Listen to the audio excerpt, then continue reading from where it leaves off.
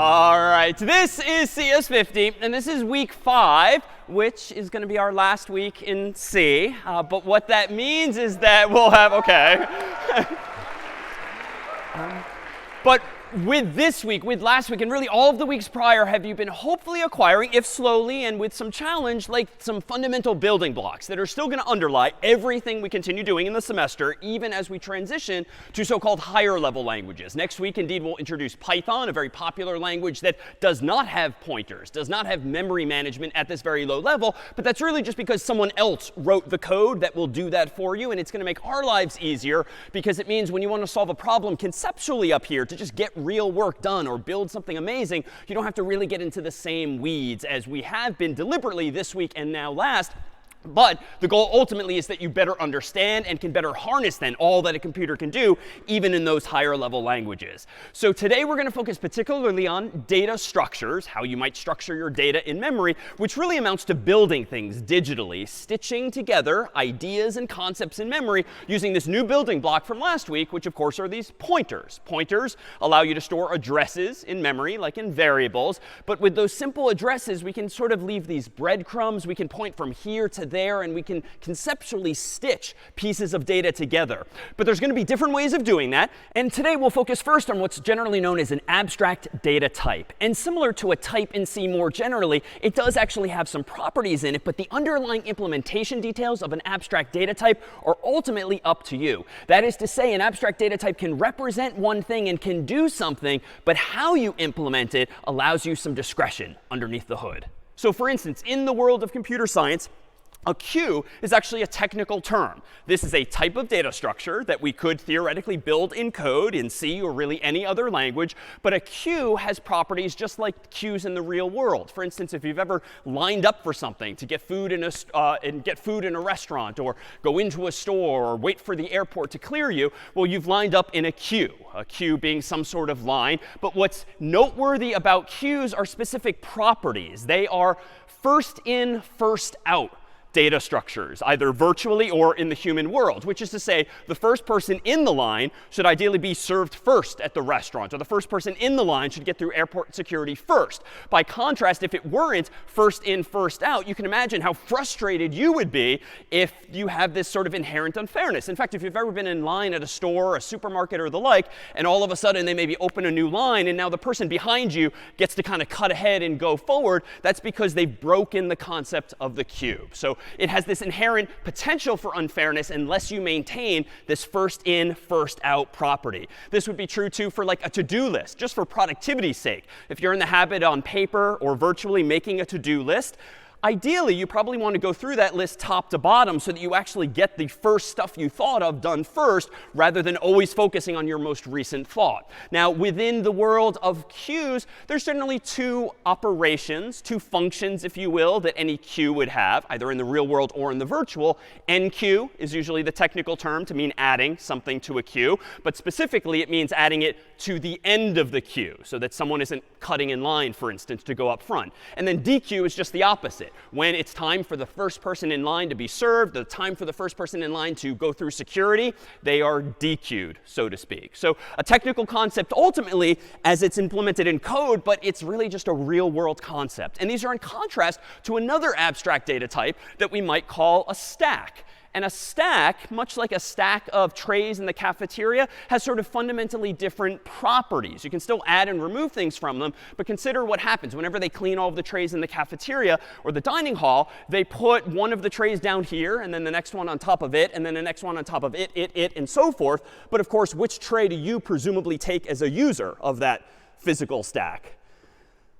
The top one, presumably, right? Like you're not going to futz down here and try to pull one out. And so that would seem to have an opposite property. LIFO, last in, first out, is what characterizes something like a stack. And that just makes sense, certainly in the physical world, of stacking all of those cafeteria trays, because it just makes more sense to grab the most recently added one, the last added one, first. And at least in that context, the trays don't necessarily care what order they're used in. But even then, you could imagine that maybe there's some old, dirty, nasty tray at the very bottom that like never gets used because you're constantly replenishing the stack. So there might very well be side effects of these kinds of features.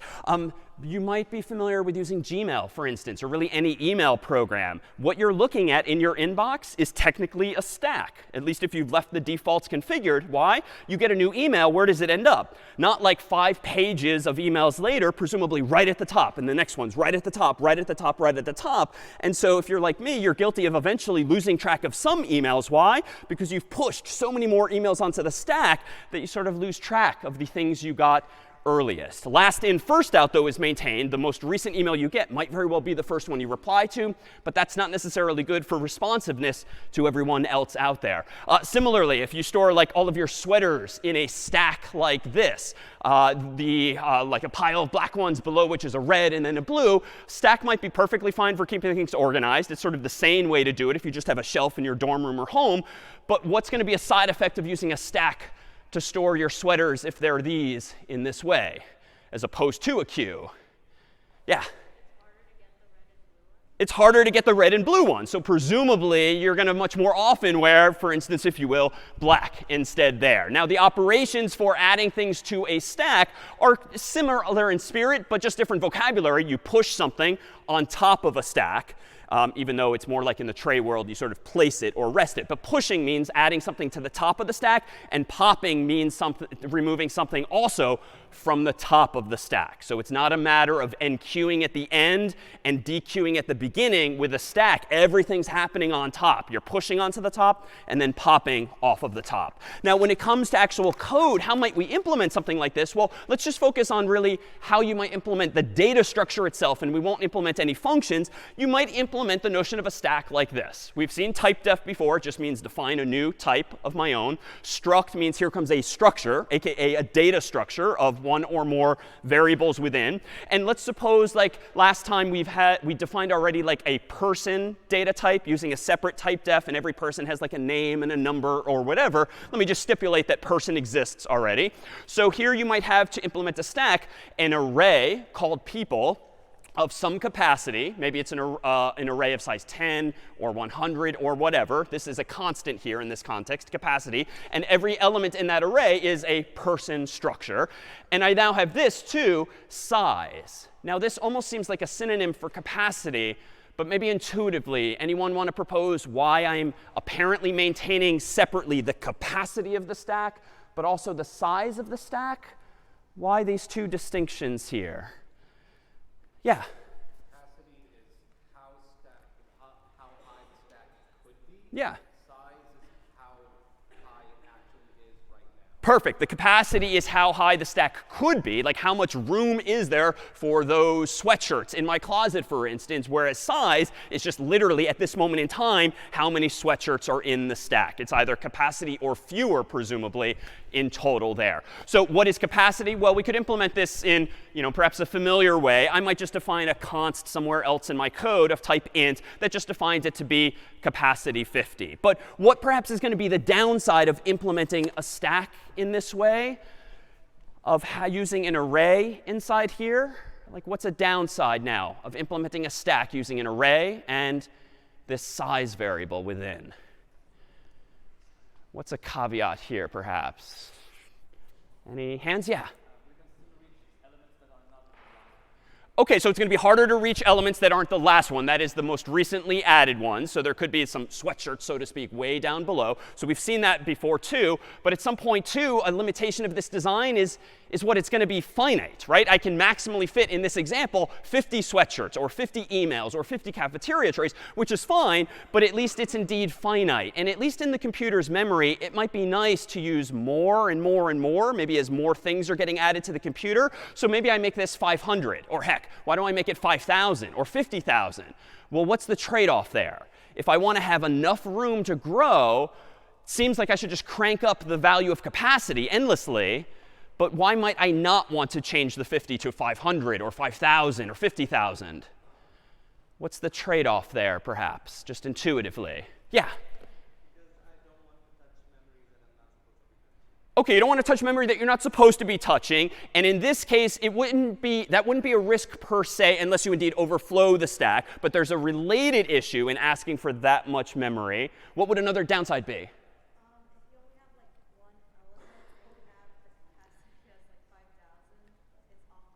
Yeah, OK, exactly. So if you've got a capacity of 5,000, but you're only using one of those elements, it's awkward, to say it non-technically, which is just to say very, very wasteful, right? That's just bad design. It's correct. It will work for up to 5,000 elements. But my gosh, you're wasting 4,999 extra spots. And that's not going to end well, especially if you're using more data structures in memory, like your Mac, your PC, your phone is surely going to run out of memory if you ask for that much. So it'd be nice if there was a bit more dynamism there, whether it's a stack or a queue, both of which might be implemented a little similarly in spirit. But let's conclude this abstraction by comparing, thanks to a friend of ours, Professor Shannon Duvall of Elon University, who kindly put together this graphical animation that's just under 2 minutes long that paints a picture of these two types of abstract data structures. And then we'll dive in underneath to how we might implement problems like these. If we could dim the lights dramatically.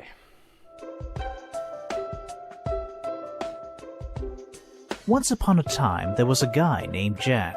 When it came to making friends, Jack did not have the knack. So Jack went to talk to the most popular guy he knew. He went up to Lou and asked, "What do I do?" Lou saw that his friend was really distressed. "Well," Lou began, "just look how you're dressed. Don't you have any clothes with a different look?" "Yes," said Jack, "I sure do. Come to my house and I'll show them to you." So they went off to Jack's, and Jack showed Lou the box, where he kept all his shirts and his pants and his socks. Lou said, "I see you have all your clothes in a pile. Why don't you wear some others once in a while?" Jack said, "Well, when I remove clothes and socks, I wash them and put them away in the box. Then comes the next morning, and up I hop. I go to the box and get my clothes off the top." Lou quickly realized the problem with Jack. He kept clothes, CDs, and books in a stack. When he reached for something to read or to wear, he chose the top book or underwear. Then when he was done, he would put it right back. Back it would go on top of the stack. "I know the solution," said a triumphant Lou. "You need to learn to start using a queue." Lou took Jack's clothes and hung them in a closet, and when he had emptied the box, he just tossed it. Then he said, "Now, Jack, at the end of the day, put your clothes on the left when you put them away. Then tomorrow morning, when you see the sun shine, get your clothes from the right, from the end of the line." "Don't you see," said Lou, "it will be so nice. You'll wear everything once before you wear something twice." And with everything in queues in his closet and shelf, Jack started to feel quite sure of himself, all thanks to Lou and his wonderful queue. All right.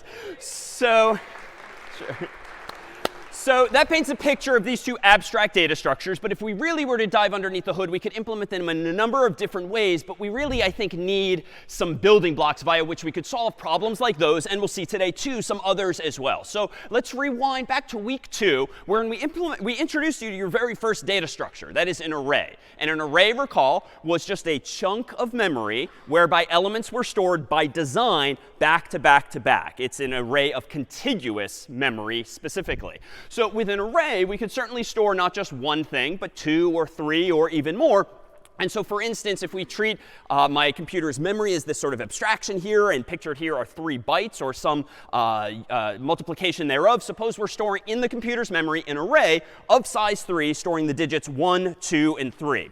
Well, remember that if we zoom out per last week, there's other stuff going on in memory. So even if we want to add another number to this array that we didn't think of when we first started the program, like the number 4, ideally we would put it right here next to it. Otherwise, it's no longer an array. So by definition, if we're using an array, it's got to end up right there after the 3. But what else is going on inside of your computer's memory? Well, assuming your program is of any length and you've got other variables, other functions, you've been running it for a while, there's a lot going on and your memory is being used and reused. So for instance, somewhere in memory might be immediately adjacent to this, like hello, comma, world, \0, the null character, just because maybe you have another variable somewhere in there that is storing that particular string alongside your existing array of size 3. And all of these Oscar the Grouches here really just represent what we called last week garbage values. Like there's obviously bits there because they don't disappear. They're always going to be inside of the computer somehow implemented, but we don't really know or care what they are. They're the remnants of those bytes having been used for other older variables, previous function calls, or the like. But the problem clearly here is that, OK, 1, 2, 3 is there, but the h is here. And unless I want to start taking a byte out of my string by overriding the h with a 4, like we just can't fit it right there. And yet, even though there's Oscars all over the place, those are indeed garbage values. And therefore, we could use that space because it's technically unused. We just don't know or care what the values are. So where could I put 1, 2, 3, 4? Well, my gosh, like I have all this memory down here that's unused. I could certainly change those garbage values to be 1, 2, 3, 4. But to do that, I might need to do a bit of work here, right? It's not just a matter of just saying boom and it happens. Now with C and with code, I'd have to do this a little more methodically. So let me abstract away everything else that's a distraction. Let me assume that there is indeed at least 4 bytes available for 4 numbers just down here, though we could have put them in a bunch of different spots. What's involved now in moving the 1, 2, 3 to this new chunk of memory so we can add the 4? Well, I think conceptually we're going to have to copy the 1 from old to new, copy the 2 from old to new, copy the 3 from old to new, and then ultimately we can get rid of the old memory. Those 3 original bytes could now look like Oscar the Grouch and just be garbage values for all intents and purposes. But now I have room for a 4th byte wherein I can put the number 4. So this is nice, but what's a downside of this approach? What's a downside of solving the problem in this way, where the problem at hand is just to grow the array, so to speak, to increase its size, to fit 1 or more numbers? Seems pretty straightforward, but yeah.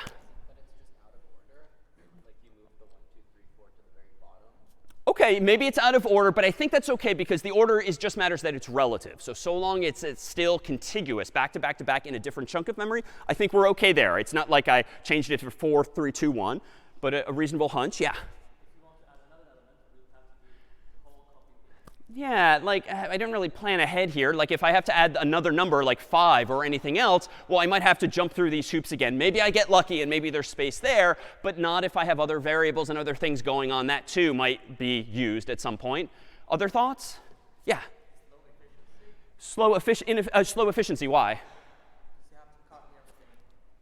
Yeah, I mean, it's just inefficient. It's sort of bad design, arguably. Why? Because I had to copy all of my original work down here. And as you note, if I want to add a 5th number, I'm going to have to copy it again and again and again and do things n times again and again. Now, maybe that's necessary. We'll soon see for sure. But it feels like this is not going to end well, especially if the array isn't of size 3 or 4, but 300, 400. Your computer ends up spending so much time just spinning its wheels. I mean, honestly, better might be this. Like if this is my same array, physically incarnated now, 1, 2, 3. It's literally on the edge of the shelf, so there's no room for the number 4. You know, maybe where we could take this story is, well, let's just find room for the 4. Like let's just put the 4, for instance, over here, replacing some available garbage value, some spare byte over here. But now, wait a minute. I've broken the definition of an array, right? I can't have 1, 2, 3, and then 4 over here. So maybe there could be a mechanism if I put this thing on again, where when you get to the end of the existing elements, maybe I just somehow digitally point to the 4th array. And maybe we can kind of stitch together all of these different values in memory so that if you follow the arrows, so to speak, we can reconstruct exactly what the order is, even without having to find or make room here or pick up all of these numbers and move all of them over there. So that's perhaps the direction in which we'll go here. So let's see how we might get to that spot as follows. Let me go ahead and open up, say, VS Code here. Let me open up a program called list.c in my terminal. And let me go ahead and whip up a relatively simple program that just demonstrates what we did back in week 2 when we introduced arrays as follows. Let me include standard io.h so we can print stuff out. Let me do int main void, no command line arguments for now. Let me give myself an array called list of size 3, and I'll just hard code it to keep it simple for lecture's sake, each of which is going to be an integer. And now just so we have some specifics to talk about, let me put it list bracket 0, the number 1, list bracket 1, the number 2, and list bracket 2, the number 3. So I'm just translating into code what we just had pictorially on the screen and also physically here with these numbers on the desk. Now let's just do something mildly useful for this. How about we do for int I gets 0, I is less than 3, I plus plus. Let's just print each of these numbers out just to make sure they're indeed in memory as I intended. So %i \n, comma I, and then a semicolon. And I think that's it for now. So nothing interesting, no problem solved just yet, just a proof of concept so that now when I clear my terminal and run make list, no apparent errors at the terminal. And so when I now do /list, I should see, hopefully from left to right, 1, 2, 3. But of course, if I want to add a 4th number now, there's no mechanism for such, certainly in the code that I just wrote. I could go back in here and change this to a 4. I could go down here and change list bracket 3 equals 4. I could just manually change the code, recompile the code. But of course, that doesn't give me any additional runway for the 5th or 6th number. So let me try to take a different approach, drawing some inspiration from last week. If I want to allocate memory dynamically, maybe because I don't know when I wrote the program how many bytes I want, we have another function as of last week that does not require that you commit in advance to a certain number of bytes. Via what function can you just ask the operating system for a chunk of memory? OK, so malloc, to allocate memory. Now, an array is just a chunk of memory. And even though since week 2, we've been using this syntactic sugar, this convenience of just using square brackets and indexing into it, it's just making it easier to manipulate a chunk of memory that's contiguous, all together, back to back to back. So today, just like last week, we can take those sort of training wheels off and maybe be a little more deliberate in how we allocate memory. Let me go, for instance, and do this. Let me delete my contents of my main function here, go back into main, and let me propose now that I declare, for instance, how about my list no longer as an array, but as a pointer? So int star list, and I'm going to go ahead and initialize this to be, how about a chunk of 3 integers for now? So I'm still going to hard code it, but I'm taking a step toward more dynamism for now. So let me allocate 3 times whatever the size is of an int, but it's usually going to be 4 bytes as we know. So this is really going to be 3 times 4 equals 12, but it's a little more dynamic. And now what can I do down here? Well, this is just a chunk of memory. So I can do literally list bracket 0 equals 1, list bracket 1 equals 2, list bracket 2 equals 3. And voila, achieve the exact same effect. Because again, an array is just a chunk of contiguous memory. But malloc gives you any old chunk of contiguous memory, so you can rather treat one like the other here. Now, if you really want to be cool, you could do something like this instead. You could dereference the address in list and go there. You could go down here and dereference list plus 1 and go there. But honestly, no one really writes code like this. It's just too cryptic. It's a little too far over the line, at least for most people. And so I think the syntactic sugar, as I keep describing it, just the more user-friendly square bracket notation, does the exact same thing, figures out the pointer arithmetic, and puts each of these integers in the right chunks therein. Now, just to be super pedantic, let me make sure if something went wrong. So if list equals null, that means that something went wrong, like my computer is out of memory, which we should check for typically. So let me just immediately return 1, signaling anything other than 0, which means success typically, just to get out of this program because something's wrong. But now let me propose that I've had a, well, let's do this. For int I gets 0, I less than 3, I plus plus, though a better design would always be to use a const, but I'm just doing this for demonstration's sake. Let's print out each of these ints too, and just make sure I didn't mess anything up. And let me open my terminal window again. Let me do make list again. OK, implicitly declaring library function malloc with type void star something something, implicitly declaring is the operative words there. What did I mess up? Yeah.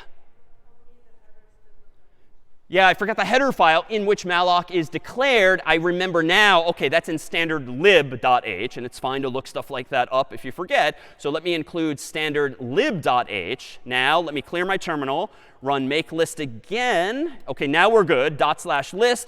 And now, what did I do wrong? Oh, OK. Not intended, but teachable moment. What did I do wrong? Yeah.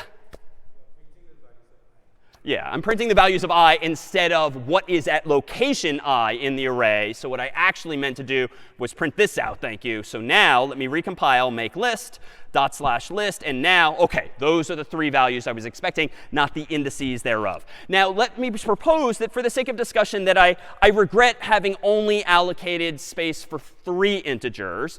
And maybe I really should have allocated enough space for 4. Now, this is not how you would do this in practice, because presumably if you have a change of thought, just go back in and correct the code. But let me propose that somewhere in here is a more complicated program and time passes, ... There's a lot of other interesting code there.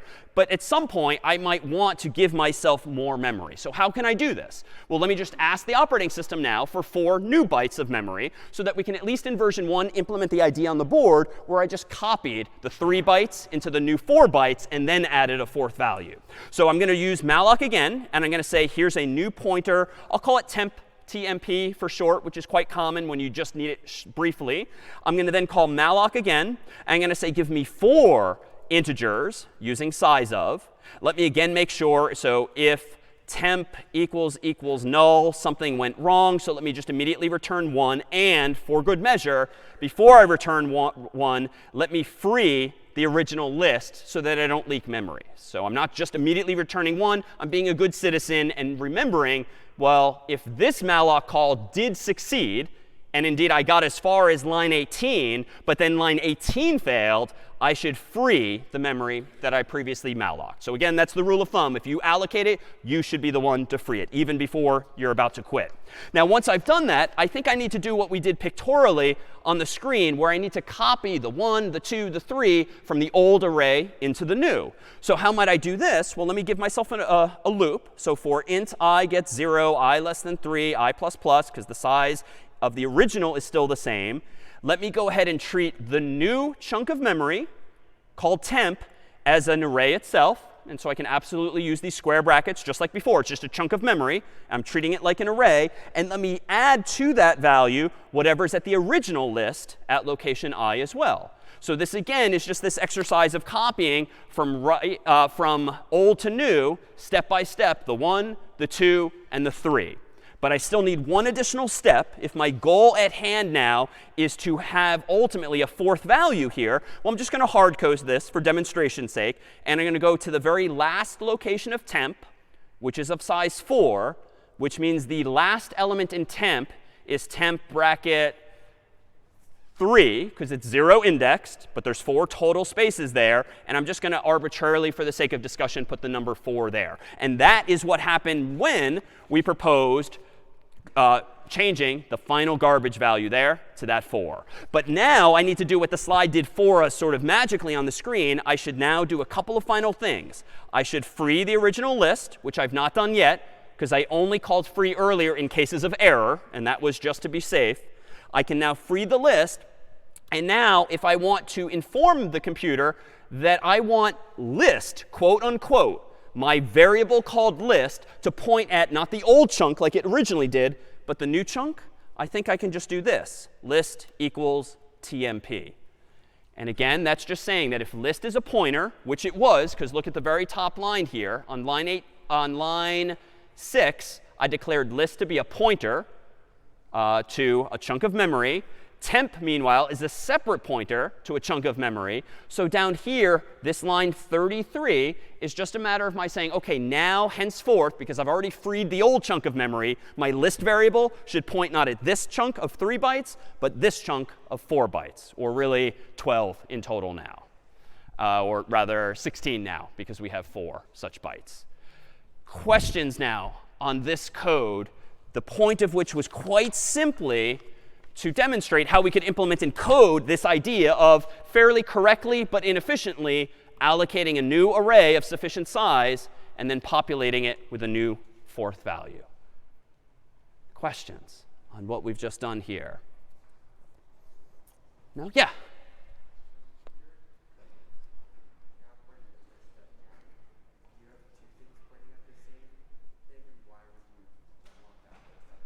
Good question. At this point in the story, with line 33, do I not have 2 different variables pointing at the same chunk of memory? Short answer, yes. But here's where the semantics are perhaps compelling. List is the variable that I intend to use longer term and keep around in memory. And again, assume that there's even more code going on here that we just didn't write yet. So it's useful to have that variable. Temp was just kind of a necessary evil, because up here, it would not have been correct to do this. It would not have been correct to say list on line 18 equals the new chunk of memory, because this would have represented a memory leak. If I prematurely change temp to point not at the old chunk but the new chunk, at that point, no one's pointing at the old chunk, and so I've lost those 3 bytes. Valgrind, for instance, would yell at you for having lost as many bytes in memory. So in this case here, I do leave this as temp. Yes, it's duplicative at this point, but it's not a huge deal if it was just meant semantically to be a temporary value. But down here, at the risk of one more line of code, I still want to be a good citizen, free list, and maybe just for good measure, return 0 explicitly. But notice, it's not doing it twice per se. On line 31, what am I freeing? The original address of list, the 3 integer version. Then I change what list points at. So it's pointing at a completely different chunk of memory, this one of size 4. So eventually, when I'm all done using this memory for this demonstration, I still need to free list. But at this point in the story, line 40, it's pointing at the new chunk of memory, which I similarly need to hand back to the operating system by free. Yeah? When would temp equal null? So let me scroll back up slightly. This is being a good citizen and a good programmer. Whenever it comes to using malloc, malloc can return null if the computer is out of memory. So this is maybe a much bigger program. You've got other things going on in it. And so you just don't have enough memory available to be handed. Malloc needs to signal to you that there's some error. And so it will, by convention, per the documentation, per the manual pages, return null. So this is just me being a good citizen. Otherwise, here's another error that might cause your program to crash with a segmentation fault. If you get back null, but you assume that it's good memory, going to address 0, aka null, will crash your program intentionally. Yeah?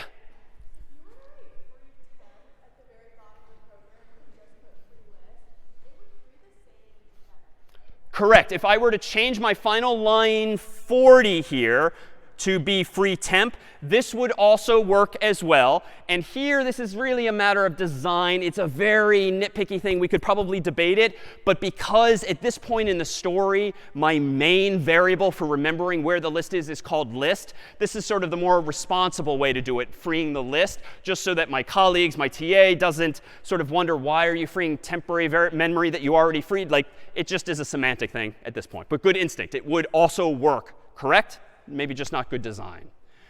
All right, so it turns out that this gets annoying quickly, as it did in the picture of doing all of this duplication. And even though technically it's necessary to copy those values if you need a newer, bigger chunk of memory, there is at least a function in C that simplifies a lot of this for us. And in fact, let me go ahead and do this. Instead of using malloc this second time on line 18, in addition to the first time I used it on line 6, I'm actually going to try and introduce another function called realloc, which, as the name suggests, tries to reallocate memory for you.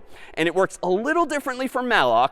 Realloc expects two arguments. The first one is, what is the chunk of memory that you want to try to grow or shrink? That is, reallocate to be a different size.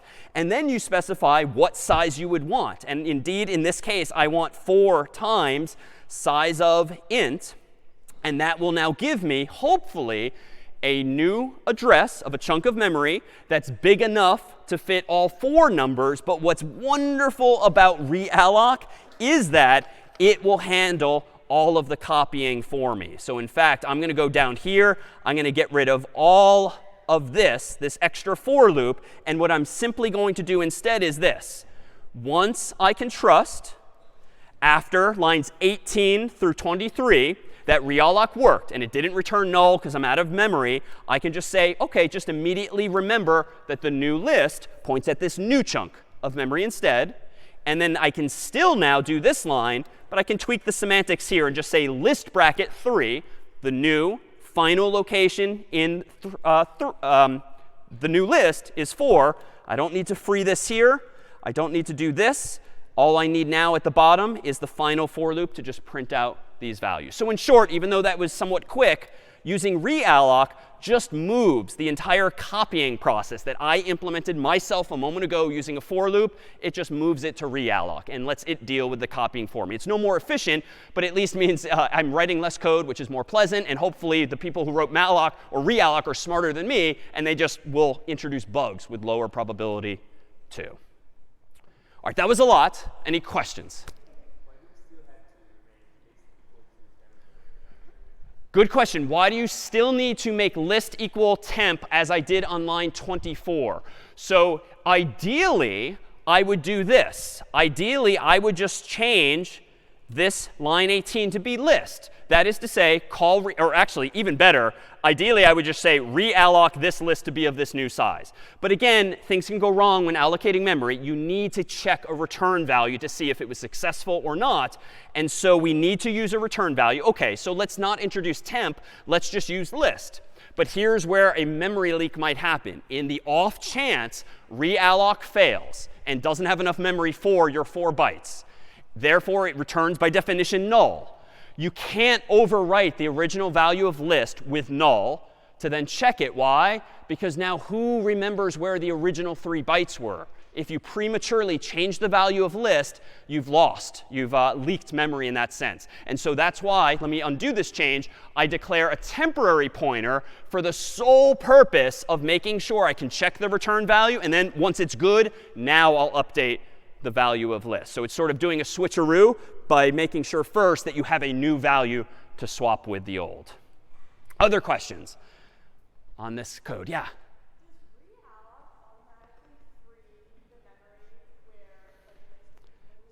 Indeed, realloc automatically frees the previous memory for you. And better yet, it's even smarter than that. If you get lucky and there happens to be space right after your existing chunk of memory, so 1, 2, 3 garbage value, instead of 1, 2, 3 hello world, realloc won't even bother copying things from old to new. It will just say, OK, I'm going to now reserve for you more bytes than you originally asked for, so it doesn't have to waste time doing that copying. And so in that sense, this version is now not only still correct, it's even better designed because we're not wasting time with that for loop. We might have to resort to it if there is, in fact, hello world or something else in the way, but hopefully we'll get lucky and save those steps. Other questions on this manipulation of code here? Yeah, in the middle.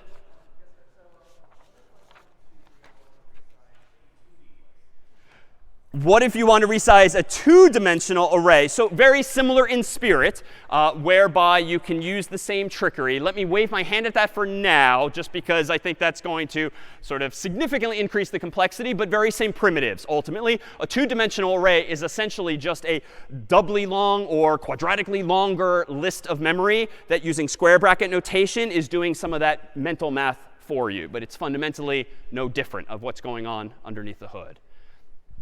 All right, So with that said, and that code under our belt, even though that's not going to be something you'll frequently need to code yourself, let's propose now how we might go about building some actual data structures ourselves. The new ingredient here being this reality that if you want to resize a chunk of memory so as to make room for things, we now have that ability. Memory addresses and pointers just give us the ability to like point around at things and move things around in memory. But now that we have malloc and even realloc, you can imagine maybe rewinding, and you could implement that stack, that queue, using not an array per se, because you have to commit to an array size in advance, but if you implement your stack or your queue using a pointer, and then malloc and realloc, and maybe someone else writes all that code for you, perhaps now you can imagine that, OK, now the stack can grow or shrink by using realloc accordingly. You don't have to preemptively say, give me 5 bytes or 50 or 500 or 5,000. You can say, just give me 1 initially. And if I need more, I'll realloc. And if you keep popping things off the stack, you can realloc in the other direction and ask for fewer and fewer bytes. And the operating system can take that memory back as well. So we now have this building block. Let's see what we can do with it. So we've had a few pieces of syntax in recent weeks, all of which we're going to combine now in just a slightly more clever way. So struct is this keyword in C that lets us build our own structure in memory, like a collection of 2 or 3 or more variables, like a person that we've seen before. The dot operator, recall we've used when you do have a struct, like a person, and you want to go inside of it. So like person.name or person.number. We did this a few weeks ago now. But the dot operator just allows you to go inside of a structure and get the individual variables within. And then the star operator, unfortunately, has a lot of uses now. One was multiplication. My God, that was easy back in the day. Now it's used to declare pointers. It's also used to dereference pointers, so to make one exist and then go to that address. Unfortunately, it's the same symbol for all of those, but it's all related. But with these 3 symbols, it turns out you're going to get one last one today. And my God, it finally looks like the concept. It turns out there's a clever way anytime you want to use the dot and the star together, that is to go somewhere and go to an address and then look inside of a structure, you can actually literally use an arrow symbol on your keyboard. It's not a single keystroke. It's a hyphen and then an open angle bracket. But at least it looks like an arrow. And we'll see indeed in code today, the things I was drawing pictorially on the screen last time with yellow arrows, you can actually now express as well in code. And so here we have our next data structure called a linked list. And this is one of the most useful, powerful concepts in C. It's the kind of thing that you can take for granted in Java and Python and higher level languages. But today we'll see how we or others can actually build these things just using these same primitives. So a linked list is going to allow us to actually do what we used a foam finger for last week, allow us to link together, for instance, these 3 values, maybe with that 4th value over there. And then if there's a 5th, maybe this other foam finger points even farther over way to that 5th value. The key being that you can stitch together fancier data structures without having to like pick all of these up and find new space. You just have to at least connect the dots somehow. We just need to somehow point from one to the other. And that's going to make things much more efficient, it would seem. So how do we get there? So here's my computer's memory as always. Suppose that I'm storing the value 1 somewhere in there, and it's at 0x123 address, whatever. And I'm storing the number 2 somewhere else in memory, 0x456, and number 3 at address 0x789. This is not an array by definition. Why?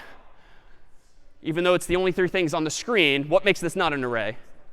It's not contiguous. So this violates the definition of an array. But especially since they're sequential, it kind of looks to a human like a list. So it would be nice if there were a data type called list. And there isn't in C. There will be in Python. But you know what? If I could somehow like stitch together these 3 values so I can get from one to the next, then I think we could achieve the idea, the concept of a list, without this really annoying constraint that they all be contiguous as in an array. So how do I do that? Well, at the end of the day, I only have memory at my disposal, right? There's no more training wheels to take off here. This is what we've got underneath the hood of a computer. So if all I have is memory, I think the solution to this problem of stitching together those values in a list must be to spend a bit more memory. That's literally the only resource we have right now. So let me propose that if we want to create a list conceptually out of 3 values that are in random, although pictorially pretty, positions in memory, let me just add a little bit more memory to the picture. So in addition to storing the 1, I'm going to leave myself some room, a little scratch pad, if you will, to use some other bits as well. Same for the 2, same for the 3. And you can perhaps see where this is going based on last week. If I want to somehow connect the 1 to the 2, any instincts as to what I should write in this box here that would lead me effectively from 1 to the 2? What could go here? Yeah? We could store the address of 2. And so specifically, what would you have me write here? Perfect. Ideally, I would just put in this box another integer, one that happens to be represented in hexadecimal, but that's just a base system. It's just a human thing for us to look at. I'm going to put the value 0x456 here. So let me go ahead and reveal that. 0x456 goes there. You can perhaps see further where this is going. Well, if I want to get from the 2 to the 3, I think I need to put below the 2 the address of the 3, which gives me 0x789. Now, if 3 is the end of the list, I don't want to let it be some garbage value, because that would imply that who knows where it's pointing. I need some definitive value. And just what would your instincts be? If I want to make clear with some special sentinel value that the buck stops here, what do I put? What might my options be? Yeah, so null, not NUL per se, but NULL, which was the new keyword we introduced last week, which just represents an empty pointer, if you will. Technically, the address 0x0. So literally the 0 address. And what humans did years ago, they just decided, you know what? Nothing should ever live at address 0 in memory. We're just going to reserve that one special byte to be a special signal, a sentinel value, such that if you ever see a 0 address in a pointer, it just means it's invalid. It does not exist. Now, we write that, though, a little more pleasantly for the eyes as just NULL in all caps. And that's a keyword in C as well. But of course, last week I claimed that who cares where things are in memory? And honestly, like, this quickly gets tedious even worrying about these values. So let me abstract this away and propose that if we want to remember where all of these numbers are in memory, let's give ourselves one final piece of memory that just allows us to start the whole process. Let me allocate on the left-hand side here, not room for a number like 1, 2, 3, just room for a pointer that henceforth I think I'll call list by convention, and then store in that one additional pointer a value that just kickstarts the whole process. This is the sort of treasure map, if you will, that you get handed. And this has the address of the very first actual node in memory. Now, technically, we could just start with this. But it turns out, we'll see, it's just a little cleaner to use a simple single pointer that leads to the things you care about, as opposed to just starting with the first element. Why? Well, if you ever want to get rid of this element, it'd be nice if you could at least still hang on to an empty sheet of paper that indicates that the list is empty, would be one argument for that. So again, who cares about these addresses now? Now, with a wave of the hand, let's just abstract it away. And there are our pointers. Each of those addresses in the squares at the bottom are simply pointing to the next element in the list. The jargon to introduce here would be that now that we have these integers, 1, 2, 3, but they're in these like wrappers, if you will, these structures that have metadata, that is additional data that is related to, but not the data you actually care about. This is data. This is metadata. This thing here, rectangularly, we'll call a node, N-O-D-E. And it's just a term of art that means it's like a container in code for storing some values. This then is a linked list. And this then is the sort of graphical incarnation of like one node pointing to the other. In this case, they happen to be, by chance and by design of this desk, contiguous initially. But there's no requirement that they be such. The 1 could be over there, the 2 over there, the 3 over there. I would just need more foam fingers to point at one to the next. Questions on this concept of a linked list? Yeah, and back.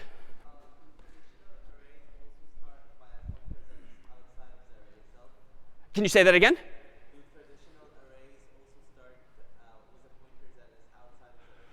A good question. Do traditional arrays start with a pointer that's outside of the structure? Short answer, no. Arrays are special in C and certain other languages. And the name of an array is technically a symbol, if you will, that the program knows maps to a specific location in memory. It's just a label, a synonym for a memory address, it does not take up space. So to be clear, the name of an array does not take up space like that extra square on the left, but you do need that extra square on the left when implementing a linked list so that you can determine if the list is of size 0, there's nothing being pointed at, or size 3 in this case. We're sort of taking on more responsibility ourselves. Yeah?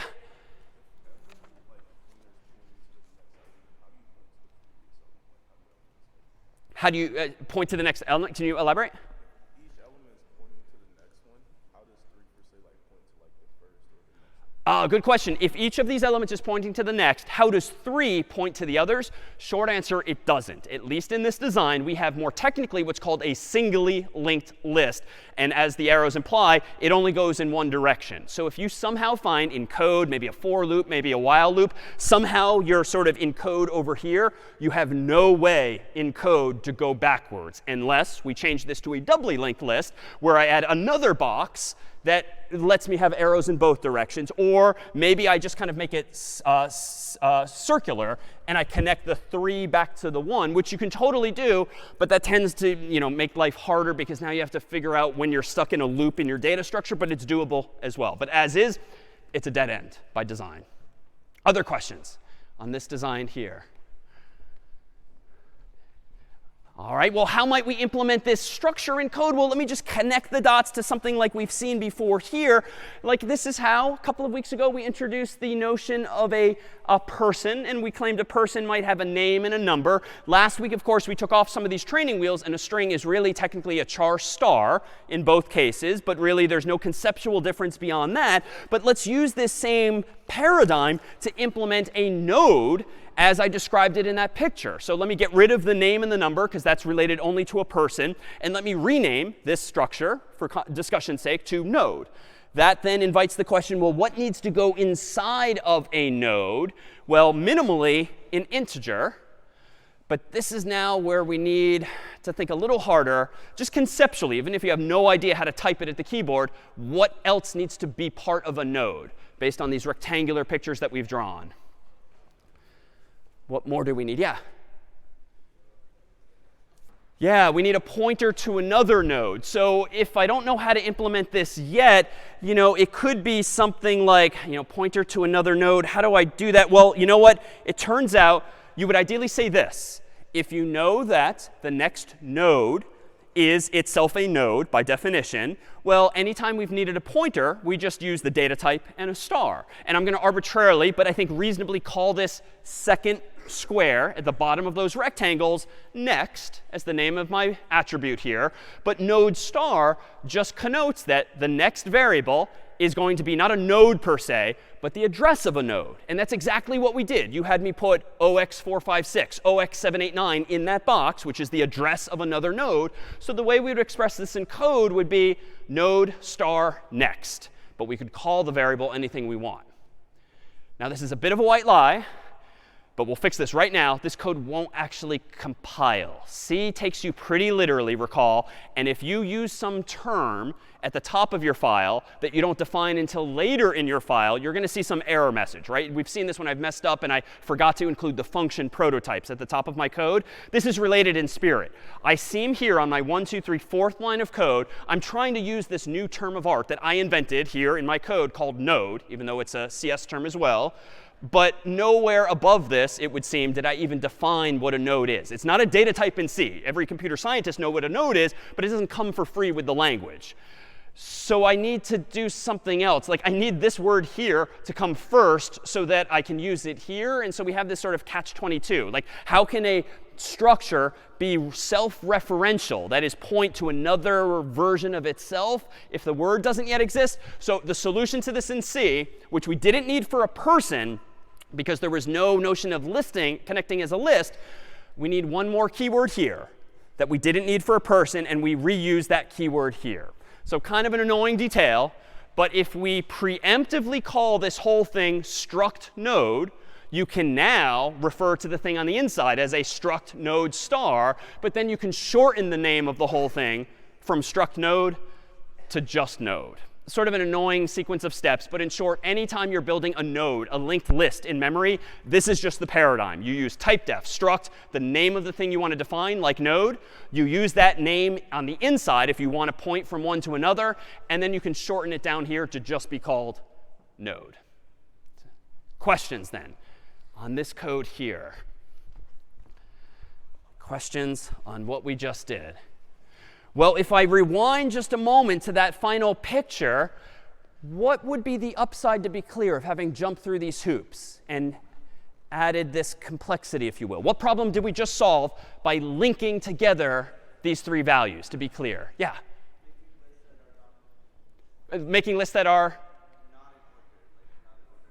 not contiguous, if you will. So making lists that are not contiguous in memory, the upside of which is that if I want to add the number 4 to this list, it looks like I could choose from any chunks of available memory on the screen. I just need to sort of point from the end of the current list to wherever that other one is in memory. What I don't need to do, to be clear, is copy the 1, the 2, or the 3. Everything can just stay put, which means time-wise, I can do this much more quickly, it would seem, without copying things again and again, and even without using realloc to let it do all of the copying potentially for me. All right, but as we'll start seeing even more in the coming weeks, every time we benefit and solve some problem, we pay a price. There's a trade-off.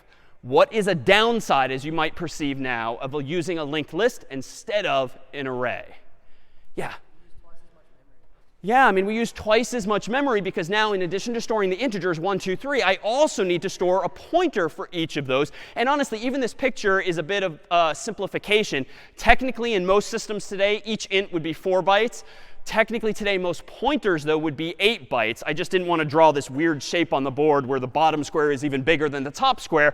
But technically, we're using even more than twice as much space for these pointers. So there's that trade-off. Now, thankfully, decades after C was invented, memory is generally much cheaper nowadays. And so it's OK to sort of spend more of it if you need to. And it depends on what you want to optimize for. But that's absolutely here a downside. What's another downside of having transitioned to a linked list? You can't index into it. Now, I haven't even tried in code, but when you have a linked list, you can no longer use square bracket notation. Because why? Well, square bracket notation just assumes the contiguousness of memory. Location 0 is here. Location 1 is literally 1 to the right. Location 2 is literally 1 to the right, 1 to the right.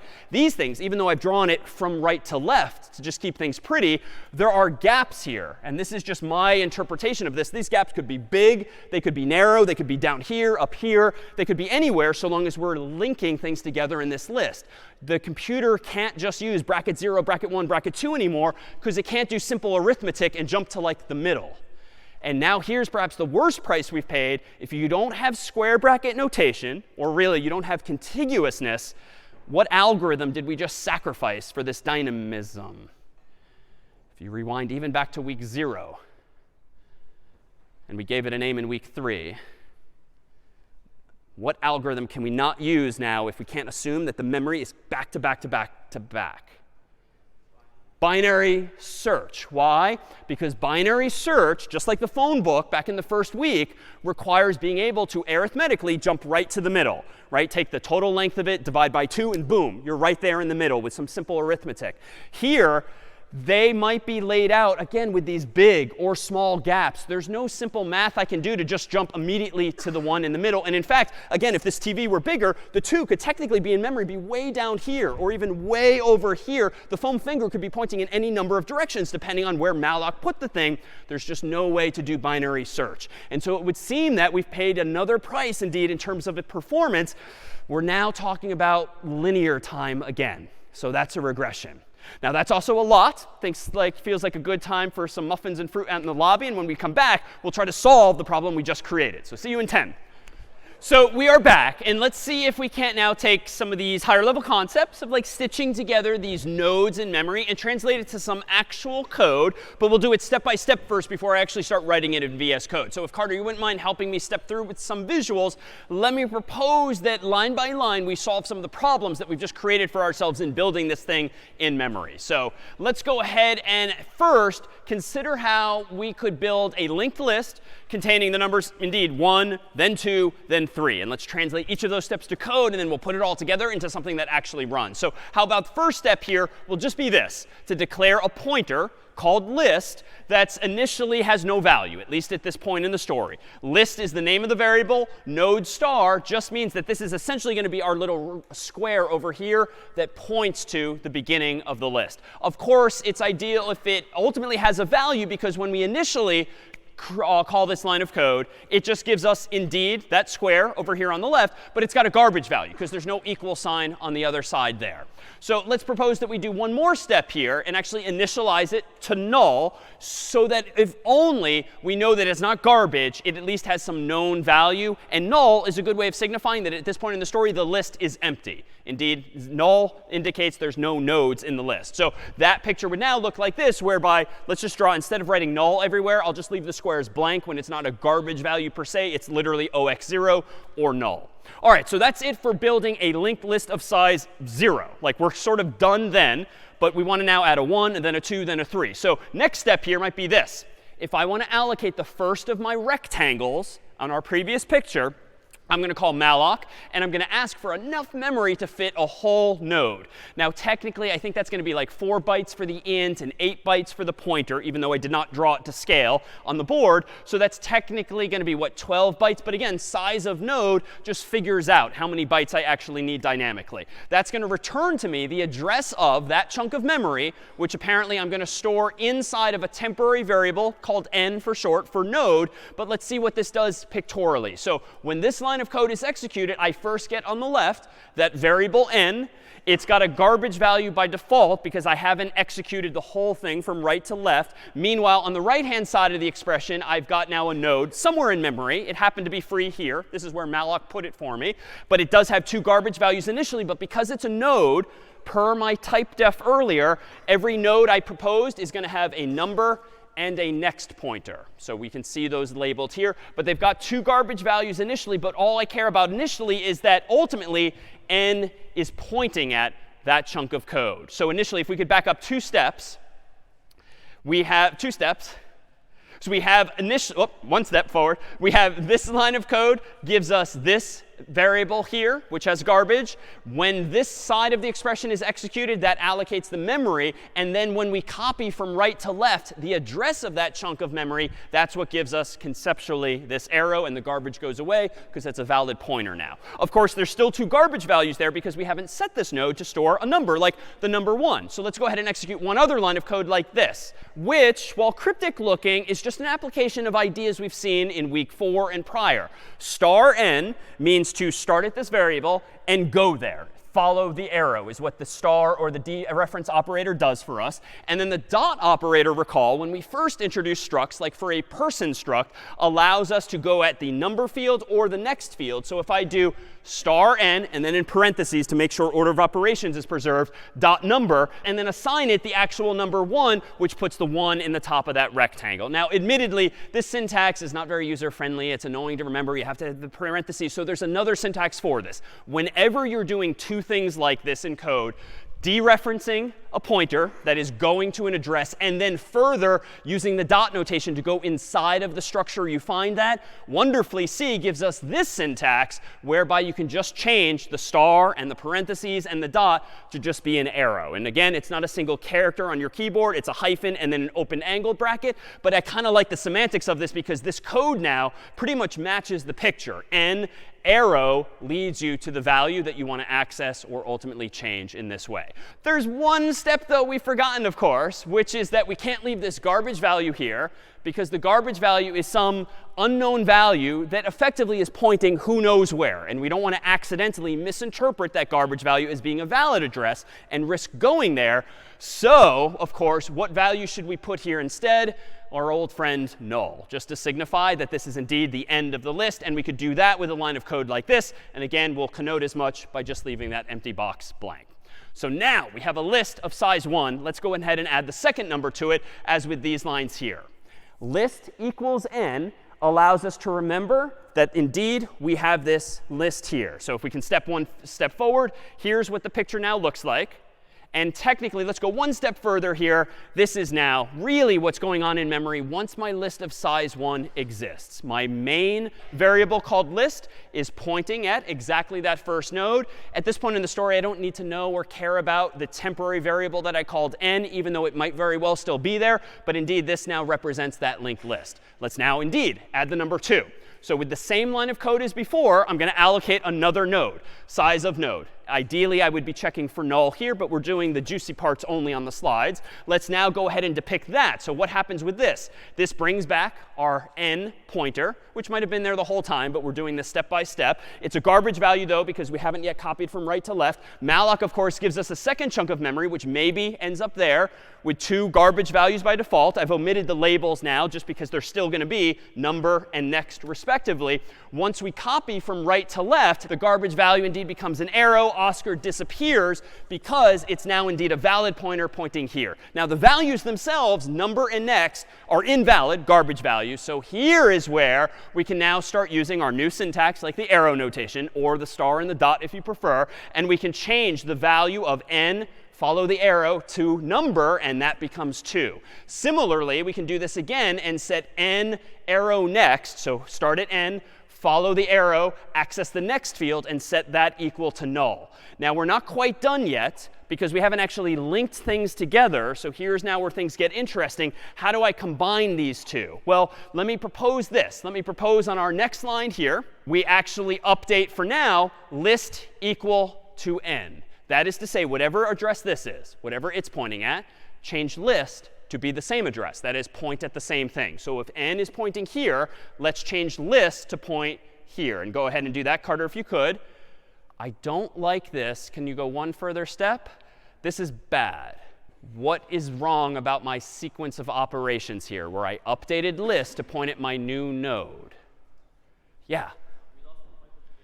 Yeah, we lost the pointer to the other node. So I don't even care about the ordering, 2, 1 or 1, 2. The bigger problem now, as the lack of arrows over there suggests, is that I have a memory leak. I have orphaned my original node in the sense that nothing is pointing at it anymore. Now, absolutely, I could fix this by adding some temporary variables. I could add it to the mix. But at this point in the story, I have not done any such recollection thereof. So let me back this up, and let's go forward in the slides. This is where we left off a moment ago. I think I need to take into account order of operations. And I'm going to keep this simple. I'm not going to care about the order of the numbers for now.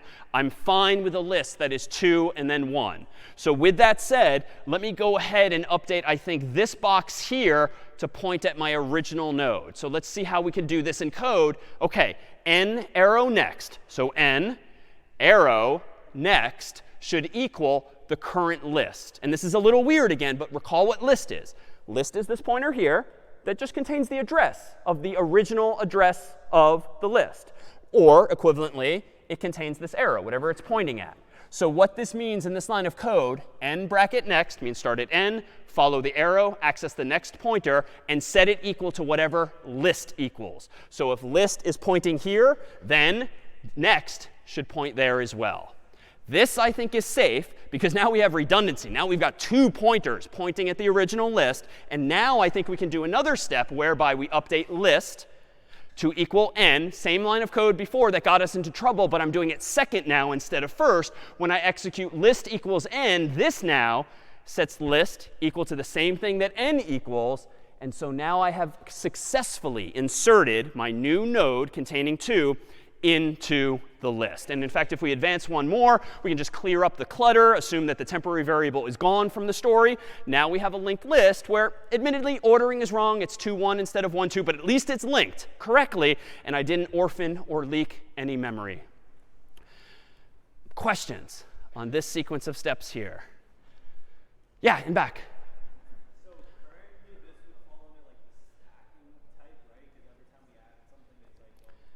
Yeah, spot on. So this would fall under that category of a stack, if you will, although I've not called it that by name because I just pushed the number 2 onto this data structure, if you will. And indeed, it ended up at the beginning of the list instead of the end. And so here's where we see a distinction between an abstract data structure, which is where we began. A stack is a thing like the pile of sweaters that just has push and pop properties and LIFO access, last in, first out. How do you implement something like that in memory? Well, it would seem that you could implement the notion of a stack here, not for sweaters, but for numbers, using a linked list, so long as you implement insertion, aka pushing, by prepending new values to the list, by prepending again and again. And if, Carter, you don't mind hitting the keyboard one more time, if I wanted to add the number 3 now, you could imagine prepending it to the list. Why? Well, honestly, especially as this list gets longer and longer, I kind of like the appeal of prepending these elements. Why? Because even if this list gets crazy long and way, way out here, you didn't notice me following all of the arrows earlier to do the insertions. If I want to insert a 4th number, a 5th number, a 6th number, all I have to do is like insert it here, if you will, point it at the original start of the list, then update this pointer, and done. And I would say that's like 2 steps, give or take. It's not going to be n steps, as it would be if I had to append the new nodes to the end of the list. Now, of course, we've sacrificed ordering of these numbers. They're literally in the opposite order, or whatever order they were inserted in. But that might very well be OK, depending on the goal at hand. All right, thank you to Carter for stepping through this. What if now we wanted to translate this? Oh, sure, thank you.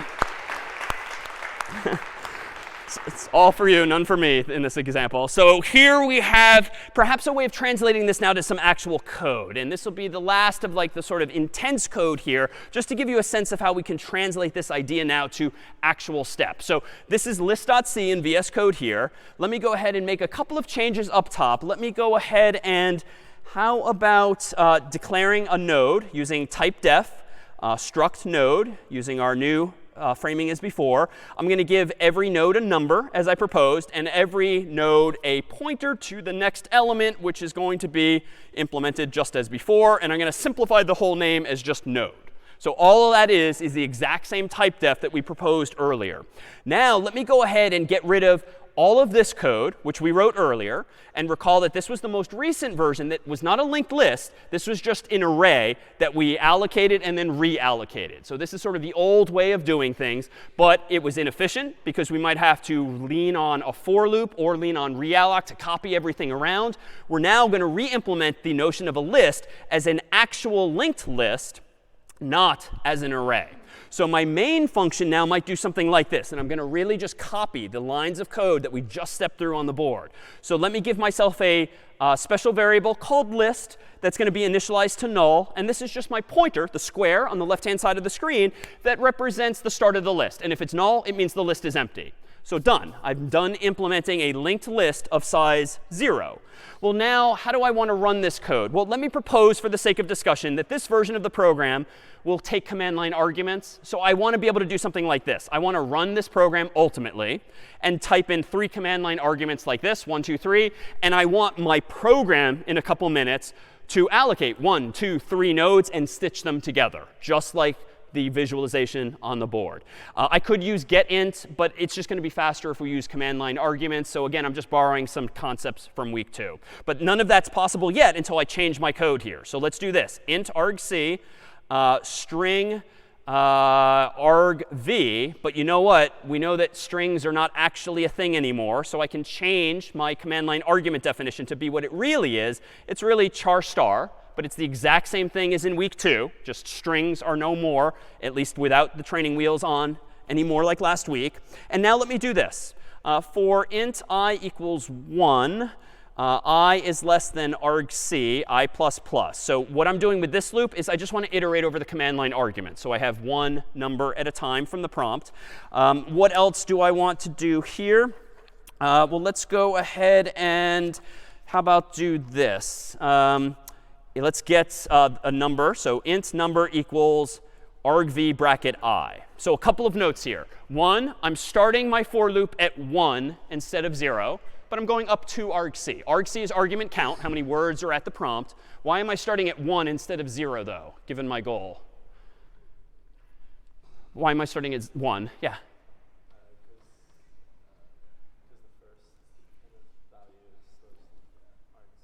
Yeah, so the first value in argv is actually the name of the program. That's obviously not a number, so I want the second value. So I'm going to start iterating over those command line arguments at I equals 1. So that's all. I just want to get the actual numbers at the prompt.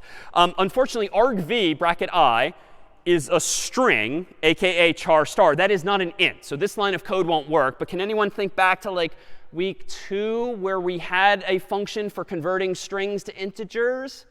Anyone? Yeah, so a to I is a function that converts ASCII to an integer, assuming what you give it as an argument looks like a number, like 1 or 2 or 3. So let me fix this. Let me actually do the conversion. If I were really being careful, I would error check this, make sure that there's no digits, just like you might have in problem set 2. But for today's purposes, I'm just going to assume the honor system that the user, me, is going to run the program correctly. All right, so now that I have a variable containing the number from the command line, let's just allocate a node for it. So let me do node star n, just like we did in the visualization. And let's malloc enough space for the size of one such node here. I now need to just be super safe. So if n equals null, like if I'm out of memory, you know what? Let me go ahead and just immediately return 1 here. Otherwise, if that's not the case, let me go ahead and update the number field of this new node, which at line 24 does exist because it did not return null. So I did not exit early with return. And let me just store whatever number the human typed in first. So the return value of a to I, which per line 17 is in my variable called number. And then let me go ahead and just prepend this to the list. Let me go ahead and say that this next field first has a known value null, just so that we get rid of that second garbage value. And let me go ahead and now prepend it to the list. So if I want to prepend it, that means this new node must have a next field that points to the current beginning of the list. And again, the goal here is to prepend. So whatever the current list is, let's change it so that this new node points to that existing list. And now, step 2, as before, was to update the actual list to point at this node. So recall in red on the screen before, I screwed up originally, and I only did this line by moving the pointer too early, if you will.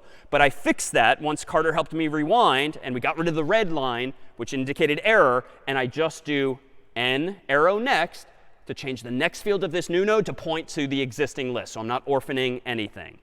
All right, at this point in the story, I think my code is correct. Not batting very well, though, today. But I think my code is correct. But the program doesn't do anything interesting. So it would be nice to kind of now iterate over this linked list in memory, whatever its order is, and print things out. Well, how do we do that? Well, it turns out if you want to iterate over a linked list, the general paradigm is to do something like this. To define a temporary variable, I could call it temp, but another convention that you might as well see is called pointer, PTR, for short. But you can call it anything you want. And you can have a temporary variable first point at the first node in the list. And then in some kind of loop, like a while loop, you point it at the second node in the list. And then you keep iterating. You point it at the last node in the list. And then eventually you iterate too far, effectively pointing at null, at which point your while loop can presumably terminate. So how do I implement that idea of allocating a temporary pointer that just points at each node in the list and lets me print out, ultimately, each of those numbers? Well, let's go back to my code here. And let me do this. Let me go ahead and declare this temporary pointer, which is going to be a node star also. Why? Because it's the address of a node, the first, the second, the third. And I'm going to set that equal to whatever the beginning of the list is. So that is going to be equivalent to this version of the picture here, where pointer is just temporarily pointing at the first node in the list. It's not pointing at list per se. It's pointing at the first node in the list, which list is also pointing at itself. All right, once I've done this, I think I can translate this to code that's a little new, but it's conceptually familiar perhaps now, while that pointer does not equal null. So while I have a valid pointer, like my finger or that arrow is pointing at an actual node in memory, well, let me go ahead and print it out. So let me print out with %i\n whatever is in the current node at the number field within. And again, this is going to have the effect, hopefully, of first printing the 3. And I think I just need to now update the pointer so that on the next iteration, it's pointing at the next value. So if this is where the story is, how do I update pointer to point at the second element of the list? Well, I want pointer to point at the 2, and I want pointer to eventually point at the 3. Well, how do I do that? Well, the way in code I can follow these arrows is as follows. If I currently have pointer pointing at this node, but I want to point it at the next node, I can borrow this pointer here. So whatever this address is in the first node, aka the next field, I can copy that into pointer, because then pointer will point at whatever this is pointing at by just setting one equal to the other. So once I've done that, the picture will become this. And how do I translate that to code? While new syntax is surprisingly straightforward, all I need do is say pointer after printing it equals whatever pointer currently is, but grab its next field instead. And this is a very common paradigm when iterating over a linked list and you're using some temporary variable like pointer. You can simply set pointer equal to pointer next. And what that means here is as follows. If this is pointer pointing from here down to here, pointer next is follow the arrow, grab the next field. So if you set pointer equal to this thing, that's the same thing as pointing this at this same box.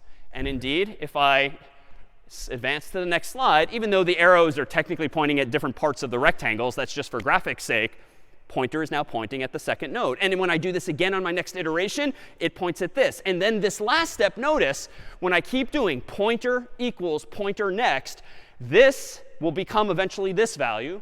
But what's this value in this linked list? It's null, technically. So this arrow will eventually take on this value when I set pointer equal to pointer next. And at that point, PTR, my temporary pointer, is going to be null. So it might as well look like this pictorially. And what does that mean for my loop? Once pointer is null, because you've walked off the end of the linked list, what's going to be true of this loop here, started in line 32? Any observations here? What's going to be true? What will happen now as soon as we hit the end of the list? Yeah, sorry. The loop is going to break out. Why? Because line 32, which is constantly asking, while pointer does not equal null, well, if pointer finally equals null 3 steps later, the while loop is now done. And so what I can do at the end of this program, once I've printed out those values, well, first let's go ahead and open my terminal window. Let's make list. OK, compile /list. And let me try the same values, 1 and 2 and 3. That's going to, again, allocate 1 node, 2 node, 3 nodes by prepending, prepending, prepending each of those values. And it's then going to iterate over them from left to right. And so when I hit enter now, what should I see on the screen if my code is correct? What will I see? Feel free to just call it out. 3, 2, 1, because I've prepended presumably. And here we go. I indeed see 3, 2, 1. So the list is backwards, but all of the elements are there. Now, technically, if I ran Valgrind on this, Valgrind would not be happy because I have never freed any of my memory. So I should probably now have a second loop here that does something like this. Let me again set pointer equal to list. I don't need to redeclare it because I've already created this thing on line 31. I just want to reset it to be the beginning of the list again. And now I can do the same kind of thing. While PTR not equals null, go ahead and do this. Well, I don't want to just do free pointer and then do pointer gets pointer next. Why? My goal is to free all of my memory, but I think this is going to get me in trouble. Pointer equals list just gives me a temporary pointer that points at the 3, and then eventually the 2, and then the 1. How? Well, while pointer not equal null, I'm freeing the pointer. So this is like saying to malloc, free that node, free that node, free that node. But what's the problem with what I've just done here? This code is technically buggy. Yeah. Exactly. After you call free on pointer, you are, by social contract with C, not allowed to touch pointer anymore. It is invalid. Now, it's still going to be a number. It's still going to be a pattern of bits, but it's invalid. And you'll very often get a segmentation fault if you tempt fate in that way. So I can't free the pointer and then use it literally the next line. The solution here, kind of like our swapping of the liquids last time, was to maybe just have a temporary variable. So I can do a switcheroo. And so a common way to solve this problem to get the order of operations right would be to do something like this. Give yourself a temporary pointer like node star next. Set it equal to the place you want to go next. So one step ahead. Now you can free pointer. And then you can update pointer to be that next value. So essentially, you need like 2 hands now. You create on line 41 another pointer that if this is pointing at the first node, the 3, your new pointer is pointing at the 2 temporarily. So now you can tell malloc via free, release this memory. but I haven't forgotten where I want to go next. And so I can now continue on. So a common paradigm for just iterating over these nodes and then freeing them. A couple of observations. Strictly speaking, I could have consolidated this. I don't need 2 loops to print the nodes and then free the nodes. I could do that all at once, but let's assume that there's other stuff of interest in my program, and I don't want to just immediately free it. There's one other bug that I should probably address here. There is still a potential memory leak up here, and this one is super subtle, though Valgrind would help you find it. Notice that in this loop here, when I'm calling malloc, this line of code is fine if the first line of malloc fails and returns null, because I immediately return and I'm done. But what if the second call, but not the first, or the third call, but not the first or second fail? This line of code has me returning immediately. You really need to do some garbage collection, so to speak, whereby you really need to go in and free any nodes that you did allocate successfully earlier. Honestly, that's going to be a pain in the neck. We won't do that here. But probably what I'd want to do is write a function called freeList or something like that, and call that function to free any nodes I had previously created. So it's not quite at the finish line, but the building blocks are indeed here. Questions on this code? And I think it's safe for me to promise that it won't escalate further from that. Questions on this? No? Well, let me show you one alternative that you might prefer. And I'm pretty sure this isn't an escalation. It's just an alternative formulation. Another way you can iterate over nodes in a list could be this. Instead of a while loop, for instance, let me actually show you one other piece of syntax here. You could technically use a for loop. You could give yourself a node pointer here that is initialized to the list. You can then check in your for loop that it's not equal to null. And then you can do your update as usual like this. Either of these are equivalent, even though this one I suspect looks scarier. It's doing the exact same thing in one line instead of 2, but there's no reason we can't use for loops instead of while loops to achieve the same idea. But I'll leave these 2 as demonstrations of one approach or the other. But that's just like in week 1, for loops, while loops, whatever looks simpler to you, even though admittedly neither of these probably looks super clean. All right, so let's take things back to things more conceptual here. Up until now, we've been inserting elements into this linked list by prepending them. Let's consider what the running time then is of these operations. So if I've got a linked list of size 3 or size n more generally, time has passed and I've added a lot of things to it, what's going to be the running time, for instance, of searching a linked list for some value? And I'll tell you already, it's not log n, because again, binary search is off the table as per before break. So what might the running time be of searching a linked list for some value, like 2 or 3 or 1 or 50? What might the running time be? Oh, O of, I heard it over here, O of n, and y. Who was that? Oh, in the middle here? Why O of n?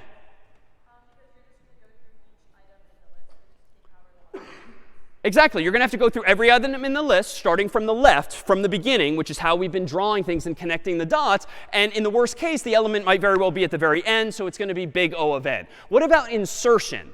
How many steps in terms of big O notation has it been taking me to insert elements into the linked list using this prepend design? Yeah, so it's technically constant time, big O of 1. And again, 1 is just representative of any constant. It could technically be 2 steps or 3 steps or even 10 steps or 100 steps. But if it's always finite and fixed, then indeed you can say it's in big O of 1. Now, why is that? Well, again, no matter how long this list gets, so long as there's memory available for me, I can just kind of create a little splice at the beginning of the list to put in the new node, update the original list, and I'm on my way. And it keeps getting longer, even though it might not be spread out in memory. So big O of 1 is possible with these linked lists if I indeed prepend things. Of course, if I prepend things, everything's going to get out of order, potentially. And we're going to have maybe the stack property instead of a queue property. So we might want to do things slightly differently. So instead of doing this, whereby we kept prepending, suppose we append to the end of the list instead. So if we now insert the 1, the 2, and the 3, as we might want to for a queue to maintain that fairness property, we might start with an empty list. We might add the 1.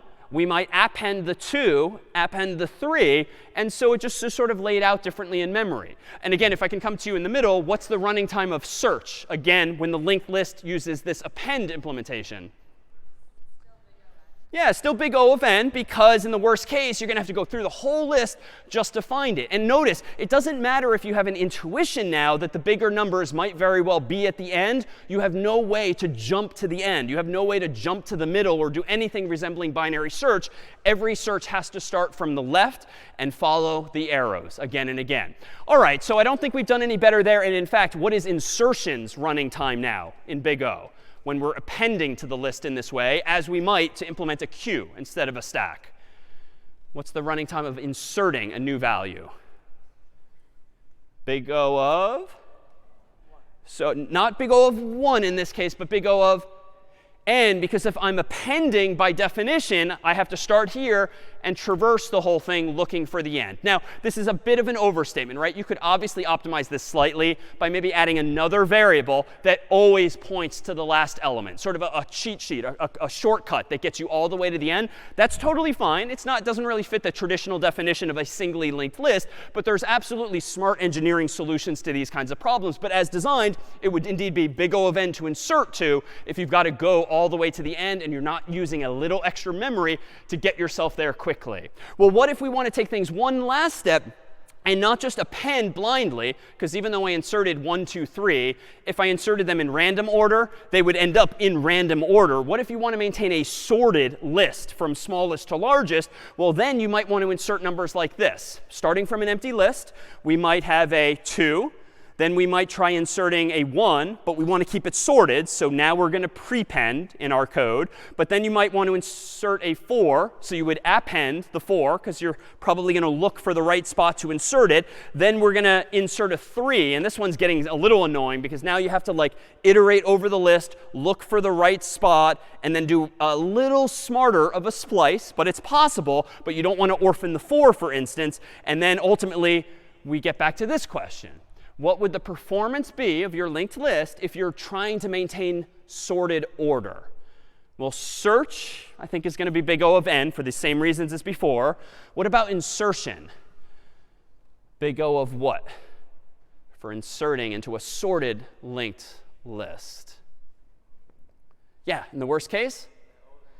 Yeah, it's still big O of n. So it's no worse than, but it's not really any better than appending. But we gain the additional property of maintaining a sorted list, which might very well be useful if you're sorting your contacts in your phone or something like that, where it just makes sense to maintain sorted order. Now, in the code for online today, if you take a look at some of the final versions of code, like list6.c and list5.c, as we'll post on the website, you can actually see code that will solve all 3 of these problems. The prepend version that we wrote live, the append version, which we talked through, as well as this sorted order one. But I think I'll avoid showing it live just because I do think that starts to escalate quickly. But I think we have enough of a building block, if we're comfortable with prepending, to at least solve some real-world problems with these linked lists. Questions then on linked lists, which we'll now leave behind on their own, but now use this technique to solve fancier problems, but much less code. Questions on linked lists? All right, so to recap, we've kind of taken a sidestep with linked lists. We have this dynamism now where we can grow and shrink our chunks of memory without over-allocating or accidentally under-allocating, as in the world of an array. We don't have to worry about copying values endlessly, because once you allocate the node, it can just stay wherever it is in memory, and you can just you can just stitch it together somehow. But unfortunately, we've sacrificed what we started the class with in week 0, which was binary search, divide and conquer, which was gave us that log n running time, which was really compelling if you think back to the demonstrations and the visuals. Can we get the best of both worlds? Can we get the sort of speed of binary search, something logarithmic, but the dynamism of something like a linked list?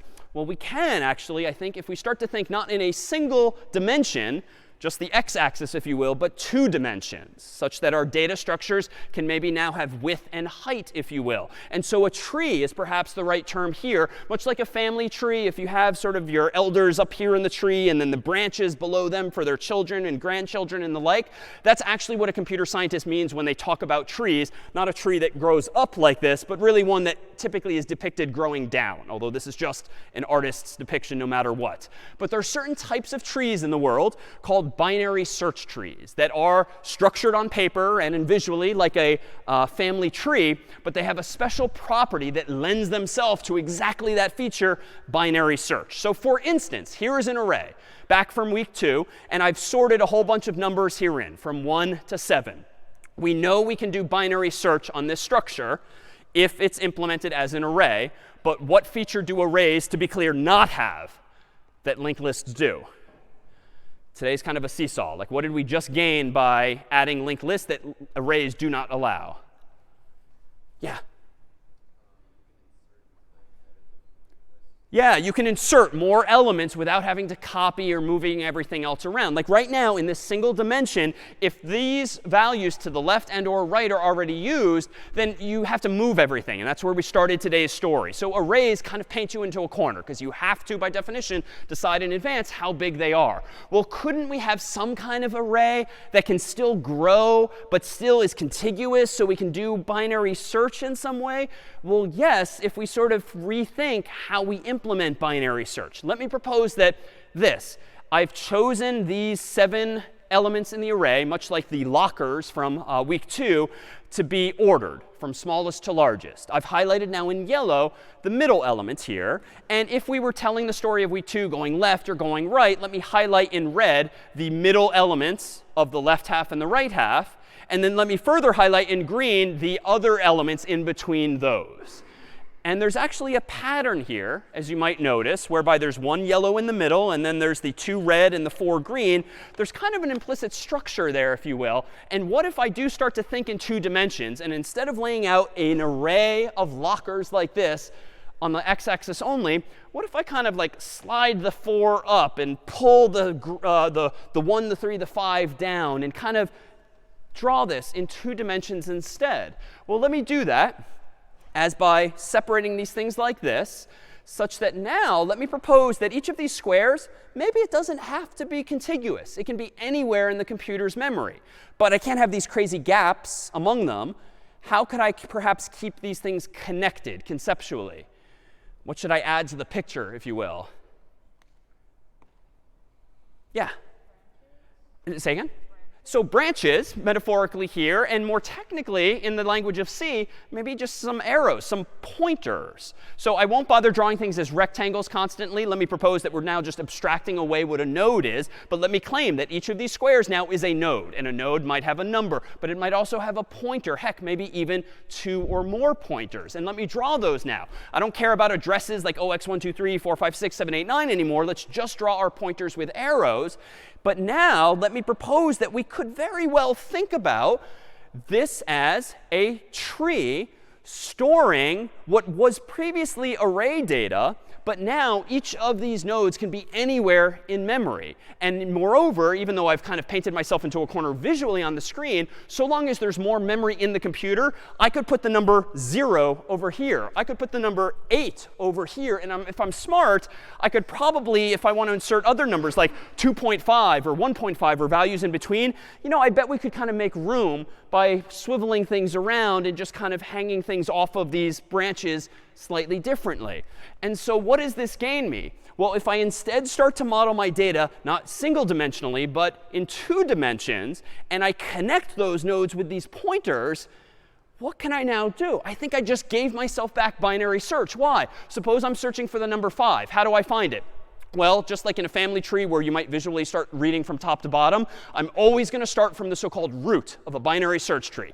This is just like the list pointer that kicks off the whole linked list process. This is the so-called root. All right, here I am at the number 4. I want to find the number 5. What decision can I make when I see that I'm currently at the number 4? Just like the phone book from week 0. Where is 5 not? It's not to the left. And if I had built a little mobile here or something, we could very dramatically snip off this branch. This is like very low budget animation. These nodes could like fall to the ground, and we're left with half of essentially a tree. But what do I now know? It's obviously the 5 to the right. So let me go to the right. 6 is obviously not the one I'm looking for, but what do I now know about the 5? Well, 5 is less than the 6th. So I can sort of snip this off here because I know it's not going to be down there. and I can follow the remaining arrow here, and voila, I just found it. And now without getting into the weeds of the math, I've got here, what, 7 elements? That's roughly 8 if I round up, and if I do some log base 2. I actually, 1, 2, 3 is the key detail here. The height of this tree is 3, because I took a list of size 7, and I halved it, and I halved it, in order to let it dangle in these 2 dimensions, plus or minus 1 for rounding's sake. So what do I get back? I now have binary search, but it's not like the middle of the middle of the middle. I now follow these arrows in one of 2 directions. So each of these nodes now has an int and maybe a left pointer and a right pointer, but you could call them anything you want. And so I've gotten back binary search and dynamism, because if you want to add 0 or 8 or 9 or 10, we can just dangle them at the bottom of the binary search tree. So what would this look like in code, but we won't actually implement it line by line? Well, here was previously our definition of a node for a linked list, which was one-dimensional, if you will. Even though it might bounce up and down on the screen, it was still just a line, if you will. Well, let me get rid of the single pointer in the linked list. Let me make a little bit of room here in this type def, and let me propose that we just add 2 pointers, each of which is a struct node star. One will be called left by convention. One will be called right by convention. And so long as someone, not me, not today, not in class, writes the code that stitches together this data structure too, handling both the left child and the right child, so to speak, I think we can indeed stitch together that 2-dimensional structure. And moreover, once you have this in memory, you can translate pretty elegantly to code binary search itself using a principle we talked about recently too. Here is, for instance, a function that I'll write by just clicking through steps called search, whose purpose in life is to return a Boolean, true or false. The number I'm looking for is in the tree. This search function, therefore, takes 2 arguments: the number I'm looking for, called number, and then a pointer to the tree, the so-called root of the tree. Now, how can I implement binary search in code? Well, recall our brief discussion of recursion. It turns out recursion is a beautiful technique, and honestly, more obvious technique when you have 2-dimensional structures, which finally, after 5+ weeks, we now do. Here's maybe my first line of code here. If the tree is null, then obviously return false. You've handed me an empty tree. There's nothing going on. Obviously, the number you're looking for is not going to be here. So that's my safe base case to make sure I don't screw up and recurse infinitely. Well, what else might be the case? Well, if the number I'm looking for is less than the tree's own number. And now recall that tree is a node star. So even though I'm calling it a tree, it's really the current node that's been passed in. So if the number I'm looking for is less than the current node's number, then I must know that the number I'm looking for is to the left, so to speak. So how can I solve that? Well, this is where the magic of recursion. Just return whatever the answer is to calling search again, but on a subtree, if you will. This is the sort of equivalent of snipping off half of the tree. Pass in the left subtree, if you will, with the same number. Else, if the number you're looking for isn't less than the current node's number, but greater than, snip off the other subtree instead and just return whatever search says it finds in the right subtree here. And then there's a fourth and final case. What else could be true logically? Yeah? Perfect. If the number you're looking for equals the number in this node, then I'm just going to return true.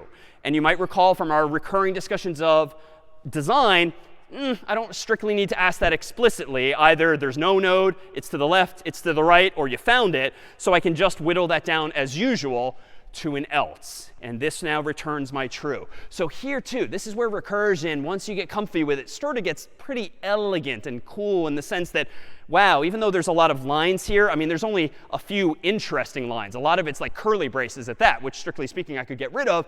And so recursion lends itself to elegance when it comes to traversing these 2-dimensional data structures as well. So that is in code how you might implement something like search. Questions then on these trees? We have dynamism. We can insert more nodes to them. They're faster because we get binary search back. But there's got to be a price paid. Any downsides or question or downside? OK, let me come back to that in just one sec. Downside, though, what price have we paid for this dynamism and for this binary searchability? Even though I've abstracted it away in the picture. Say again?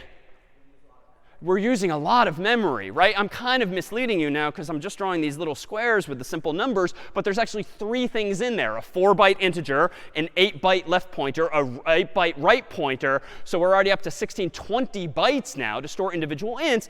That's probably OK, though, if memory is relatively cheap and voluminous as it nowadays is. But these are the kinds of trade-offs. And here, too, you see a hint of why some people still do like and use C. And in fact, it's so omnipresent because when you have C, you can really fine-tune how much memory is being used, for better or for worse, under the hood. As we transition soon to Python, these decisions get made for you. And you have much, much less control about how much memory is being used by your program because someone else made those design decisions for you. Question? Is it bad if we don't know the parent node? Not necessarily. There's no reason why you need to have pointers in both directions. However, that can lend itself to efficiency. By spending more space and having arrows go up too, you can actually save more time when searching the tree in other contexts. This, though, would be the canonical way, the typical way to implement it. But absolutely, just like a doubly linked list, that could help you solve other problems too.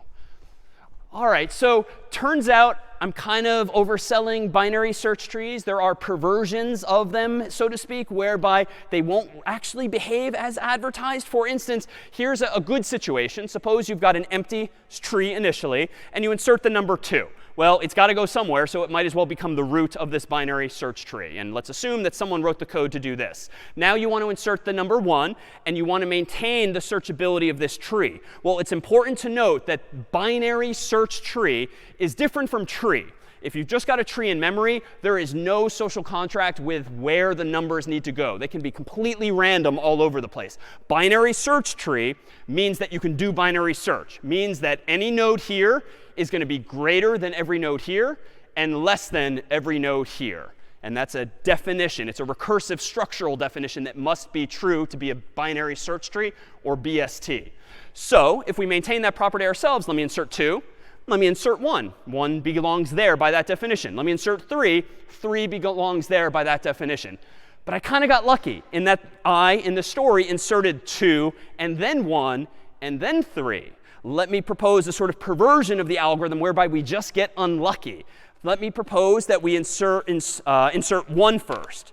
And then we insert 2. Well, where does 2 go? Well, logically, it goes to the right because it's larger. All right, now the user inserts 3. Where does it go? OK, it goes there, logically. And how does this story unfold? The user inserts 4, 5, 6. It's wonderfully sorted in advance by luck. But this is a perversion of the structure in what sense? It's still technically a binary search tree. But what does it look more like?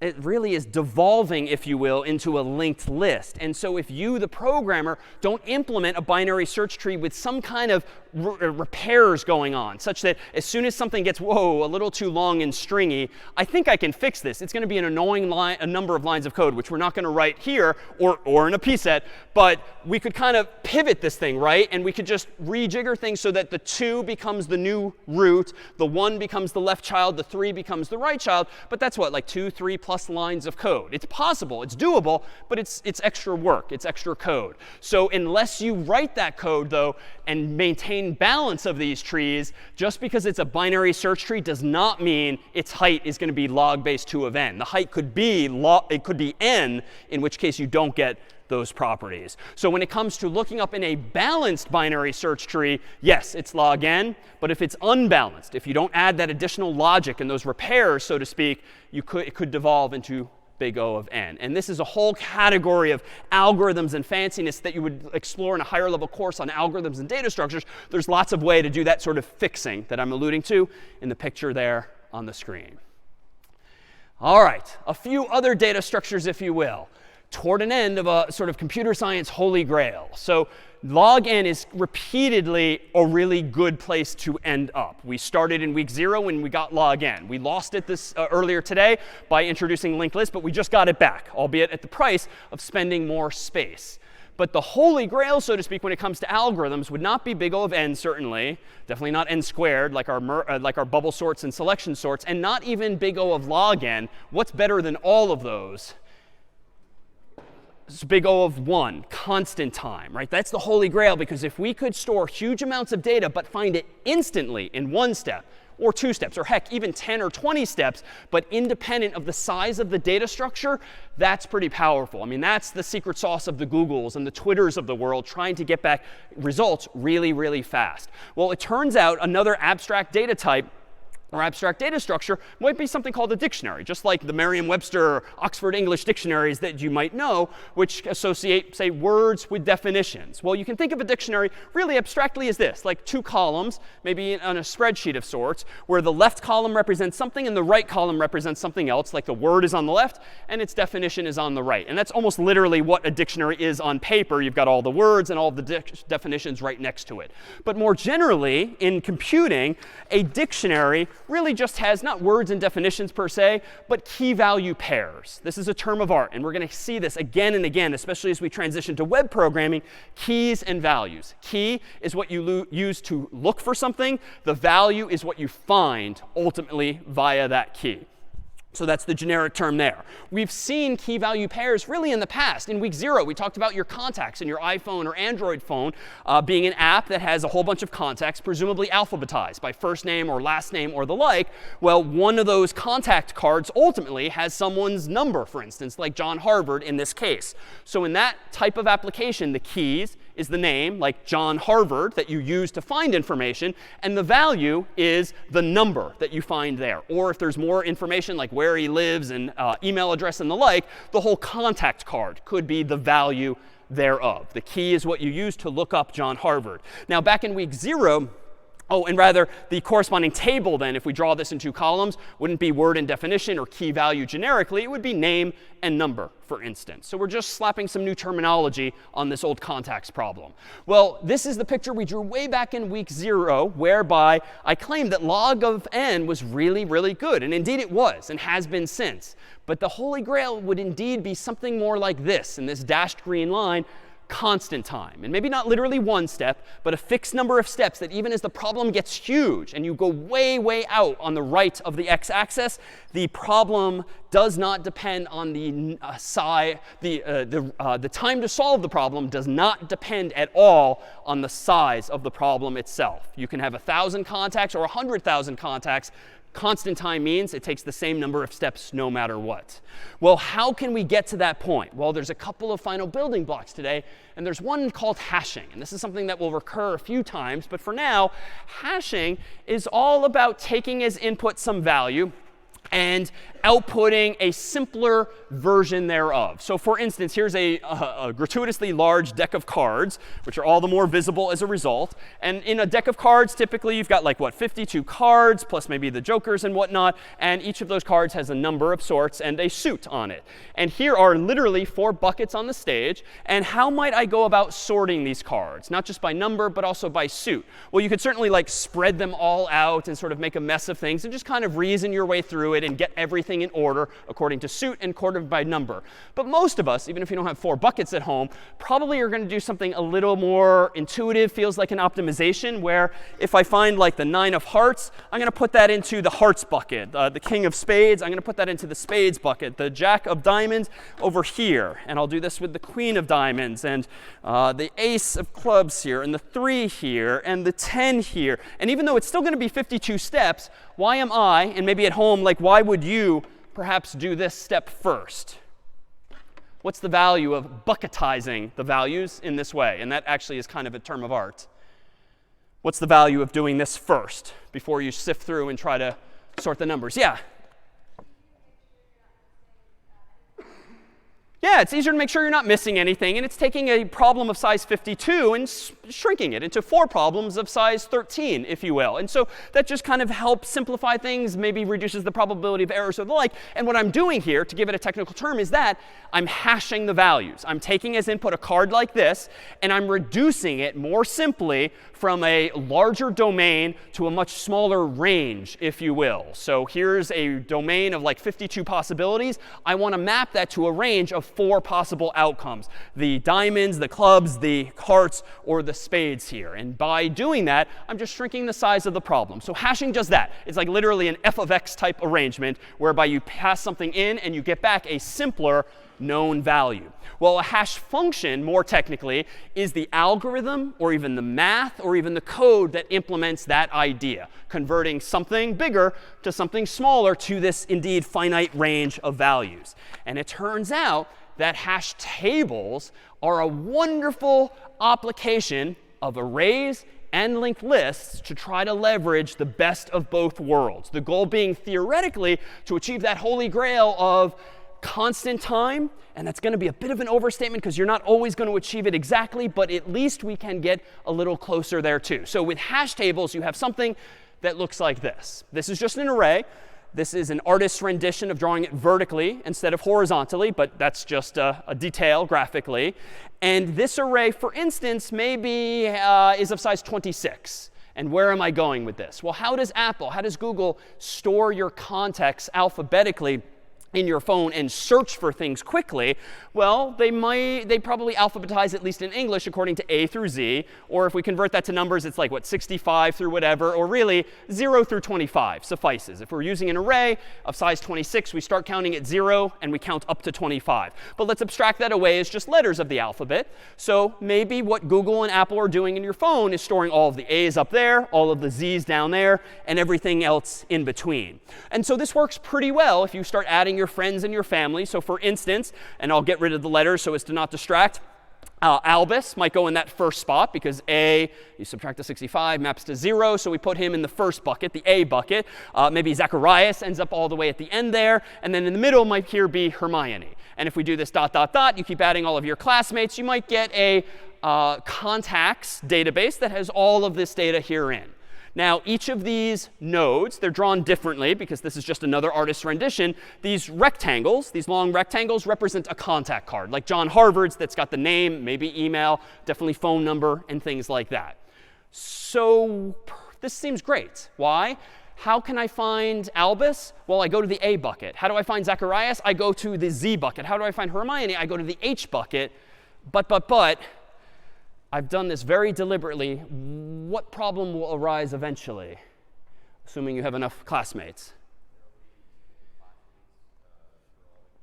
Yeah, there'll be too many people, too many contacts for all of the available spaces in the array. There's still some room here, but I'm pretty sure if I think back to this particular class, we've got not Hermione, but also Harry, who's also an H, Hagrid, who's also an H. So where do I put them? I could just put them arbitrarily in any of the open spots, but then you lose the immediacy of jumping right to the H, right to the A, right to the Z. But now that we have linked lists, we can kind of combine these ideas, right? Use an array to get to the first letter of the name you care about. And then if you have a collision, so to speak, whereby someone's already there, you don't do something stupid like put Harry down here just because it's available, or maybe Hagrid down here just because it's available, because then you're losing the immediacy of the lookup. Why don't you just kind of stitch them together in a linked list?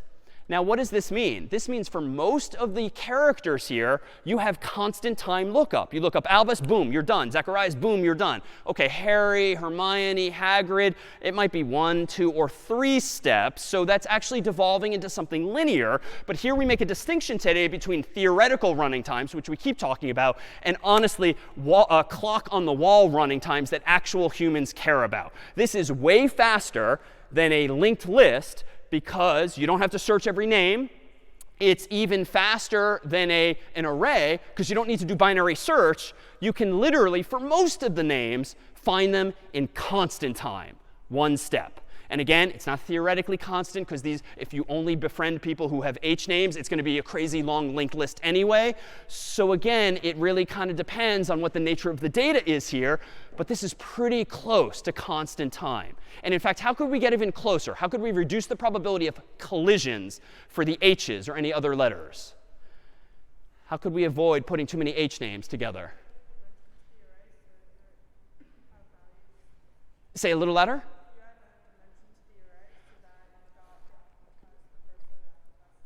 OK, yeah, so we could add another dimension, if you will, but let's not add a third dimension per se. But let's indeed look at not just the first letter of everyone's name, but the first and the second. And in fact, let's see if that gets us a little further along. So let me go ahead and propose, if you go through the whole Harry Potter universe, there's actually a lot of collisions if we keep going.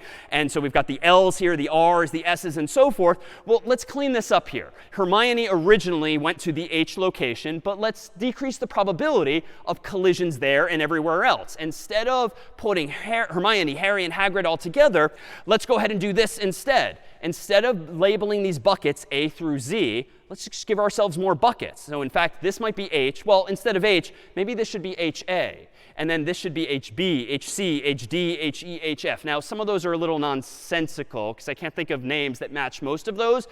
But it's deterministic. At least we know the bucket will be there, which is important even if it's empty. And now we can put Hermione here. We can put Harry here. But uh-oh, we didn't do this perfectly well. Hagrid still collides. So let me come back to you. How can we reduce the probability of Harry and Hagrid colliding?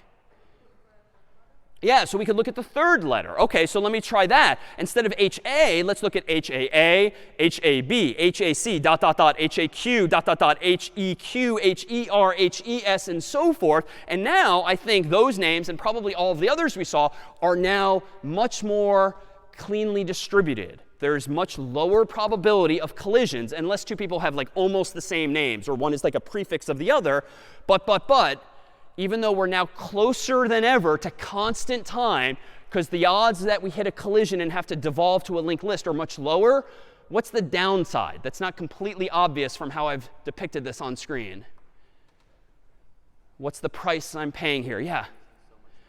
This is a huge amount of memory. The number of cells here in the array is now, what, 26 times 26 times 26 for the first, the second, and the third possible characters, all combinatorically combined here. That's a lot. I didn't even draw them. I have the dot, dot, dot to evoke that instead.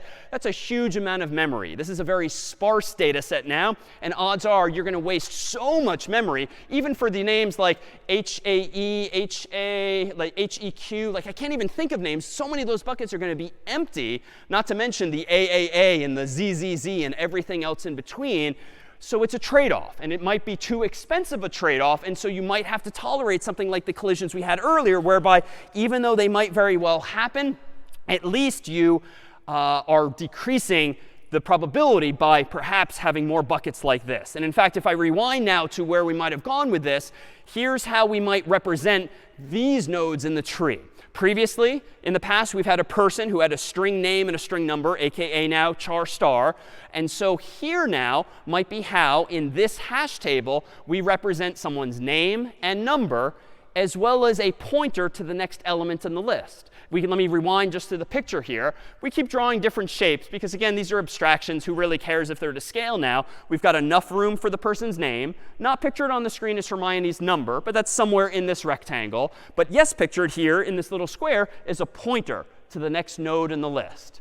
So by storing name and number, maybe her address, maybe her mailing address, whatever, in addition to a pointer, allows each of these nodes to be connectable, just like the nodes in a linked list. But where they're starting is in an array. So the array gets us like 1/26, or gets us narrows the problem from size 26 to 1, gets us to the linked list in question. Hopefully it's a single person, or perhaps it has more than that. Meanwhile, what is the hash table itself? The hash table, the whole thing, is literally just an array. I've hard-coded the simplest version of size 26, but what do each of those boxes in the vertical array represent?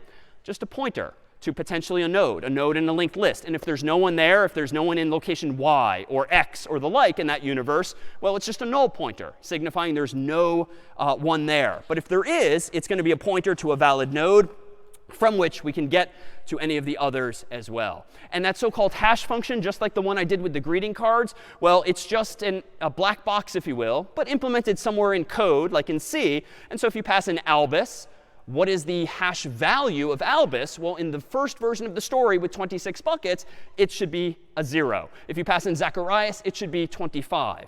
And so just as my cards were being hashed to one of 1, 2, 3, 4 values, now these names are being hashed to one of 26 possibilities, or 26 times 26, or 26 to the third power if you have more and more granularity than that.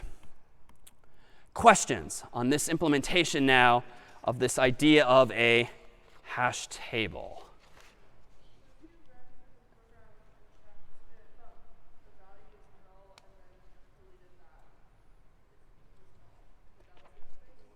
If you say that again with the null?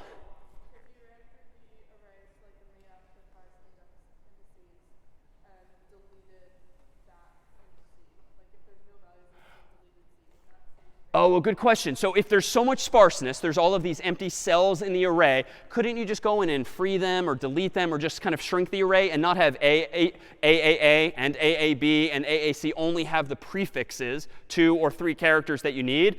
You absolutely could do that. But now what you lose is the arithmetic benefit of being able to map each letter to a number. If you start freeing up unused space, you don't know that Zacharias is necessarily at location 25. Albus is still going to be at location 0, but if you've deleted some of the elements in the middle, Zacharias could be at 24 if you've deleted one, 23 if you've deleted another. And so you don't have that arithmetic immediacy that you need in order to index into the array with constant time. And the same is going to be true if it's 2 letters or 3 letters. You need to be able to trust that you can do some quick math and jump to the right index in constant time. And that's, again, the appeal of these arrays.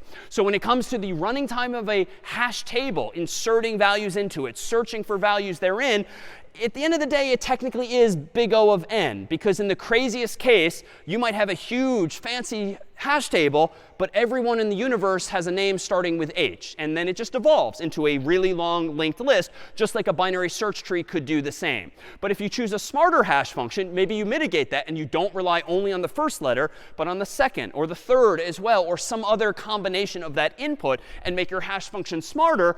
Odds are, if you get a good hash function, you want to get it to be more of like order of n divided by k, where k means constant mathematically, and so k is the number of buckets. So ideally, you want like a uniform distribution. You want like this many people here, this many people here. You don't want there to be some or no people. You want a uniform statistical distribution. And maybe you get that from human names, maybe you don't, but that's kind of the challenge of a hash function. Of course, big O of n over k is not a thing, because we always throw away constants like k, so it's still big O of n. But again, the distinction today is that, OK, yes, academically, you learned in CS50 that, sure, it's big O of n. But my God, it's 26 times faster if you do the hash function well and you spread everyone out over the hash table. And that's the appeal of these kinds of structures. And we've got one more for you, if I may, something now known as a trie. So it turns out that a trie is even cooler, if you like this kind of thing, in that it does not devolve into big O of n. It is truly constant time. But there's going to be a price. There's going to be a gotcha. A trie is sort of a fancier tree. And it's short for retrieval, but pronounced trie for weird historical reasons. But a trie is a tree, each of whose nodes is an array. Right? So this is all like crazy mashups now. People started inventing data structures just by combining different ones. So unfortunately, a lot of the good ideas are taken, but you just have benefits from certain aspects of those data structures, and combining them ideally gives you the best of both worlds, so to speak. So here might be the root of a trie. It's literally a big node, a big rectangle, but it's actually an array. So there's like 26 locations in this picture here. And here's how you use a trie, for instance, to store names just like the hash table. You treat each of the elements of that array in that node as like a letter of the alphabet, so A through Z, or 0 through 25.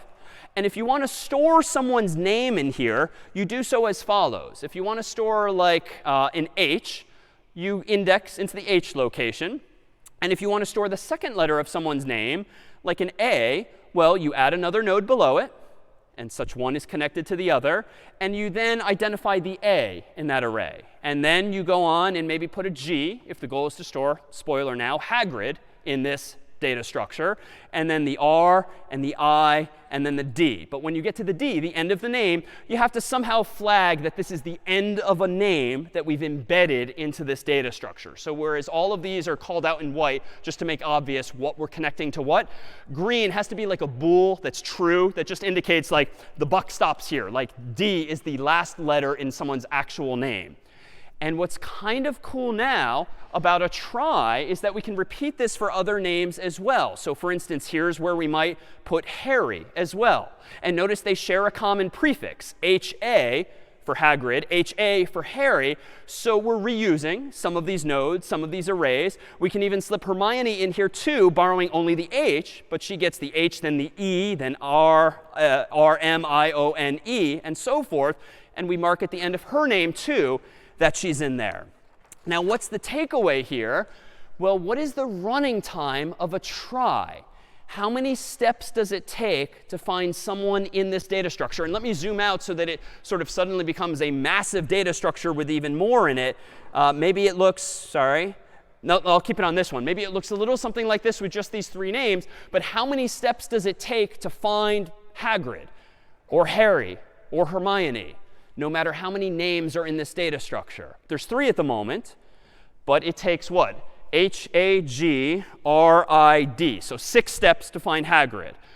H-A-R-R-Y. 5 steps to find Harry. H-E-R-M-I-O-N-E. 8 steps to find Hermione. But notice that those steps are only dependent on what? The lengths of the humans' names.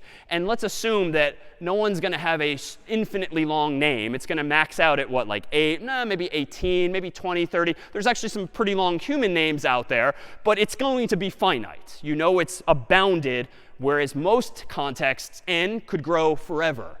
So what's compelling here is if you assume that the longest name is, I don't know, 50 for the sake of a theme here, then you know that finding anyone in this data structure will take you no more than 50 steps. 50 is thus a constant, which means you have big O of 1 running time. It doesn't matter if there's 1 million people in this phone book or 1 billion people in this phone book. That's going to definitely add more nodes to it, but it's still going to take you H-A-G-R-I-D, 6 steps to find Hagrid, H-A-R-R-Y, 5 steps to find Harry, even if there's 1 billion other people in that data structure. So now we actually do seem to have constant time if you assume that there's going to be a bound on the length of the name. Why don't we use tries for everything then? What's the price we're paying for this data structure, even though we've represented just 3 characters here? Yeah.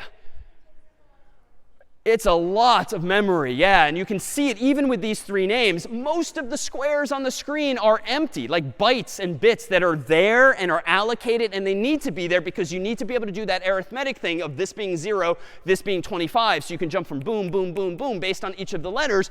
But it's a hugely sparse data structure, which means it takes up a crazy amount of memory. Now, maybe that's tolerable, especially for short names, but that's going to be the trade-off as well. And this is such a tension in computing. Almost any time you want to improve time, you want to speed up the efficiency, the speed of your algorithm, you're going to spend space. If by contrast you want to decrease the amount of space, you might very well have to increase the running time. It is indeed this seesaw back and forth, and you, your colleagues, your company need to decide what resource is the most precious. Heck, it might be just much harder to code one of these data structures than another. You're a human. Your time is valuable. Do you really want to spend hours implementing a trie when, hey, in 30 minutes I can bang out an array nowadays, or a linked list even? There too, development time is going to be yet another resource, and why sometimes there's good code or bad code, it depends on what you're prioritizing. So what do each of these nodes look like in a trie? Well, we can keep calling it a node. This is a very generic term for just a container in these data structures.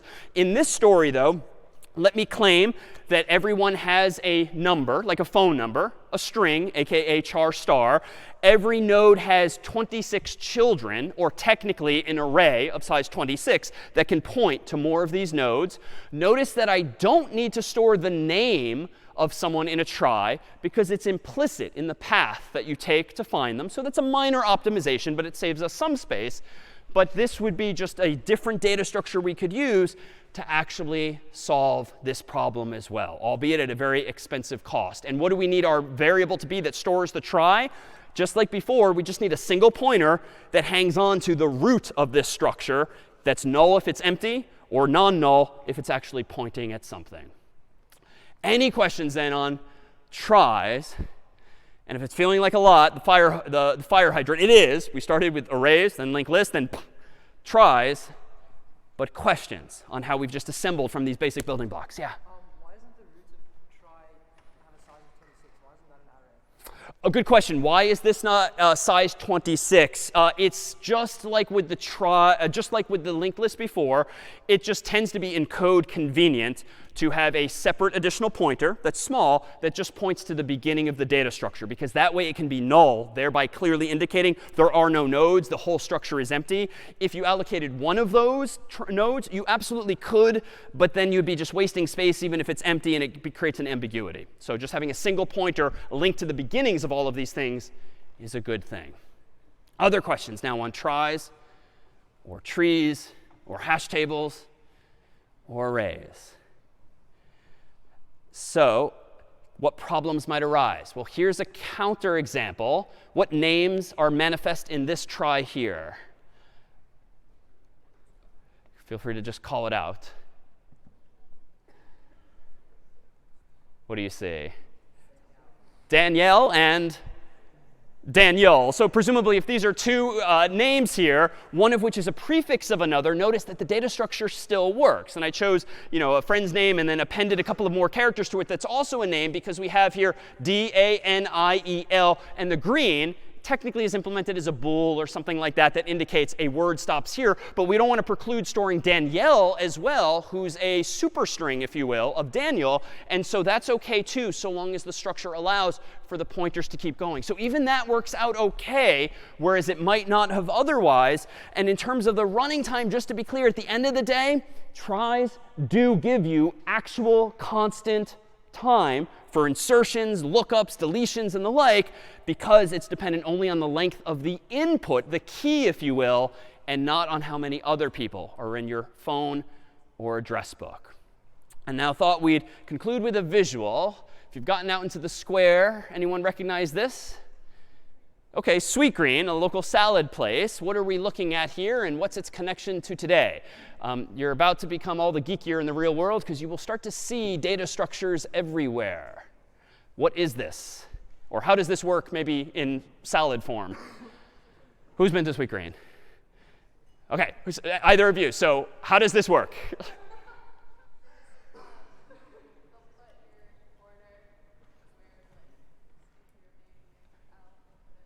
OK, good. So if you order a salad for someone named L, when it's ready, they put it in the L section here. And so this is kind of a set of key value pairs, right? If L is the first letter of someone's name, the value hopefully is the salad. And so what you kind of have here is a dictionary, key value pairs, where it's not words and definitions, it's names and salads. And you can think of this, too, as kind of a hash table. Why? Even though it actually doesn't fit on one long shelf, because the store is only so big, this is really an array. And apparently, A is missing, or maybe it's around the corner, but this array just happens to wrap onto multiple lines, but it's still conceptually a single dimension. But suppose two people have the name L. What do they do typically?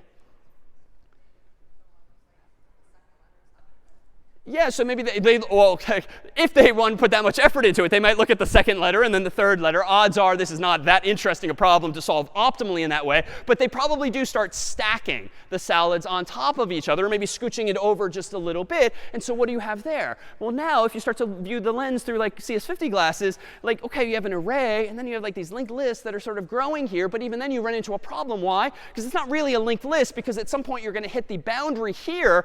So it's kind of like an array of arrays, because you can only fit, what, like 3 or 4 salads here. And so long story short, we started today deliberately talking about real world things like stacks and queues. And even though it did escalate quickly into binary search trees and hash tables and tries, even those things are everywhere, even though they don't call them as such. These are just solutions to problems. And now, with this final week of C under your belt, you have all the more of a technical toolkit by which to implement these things in code.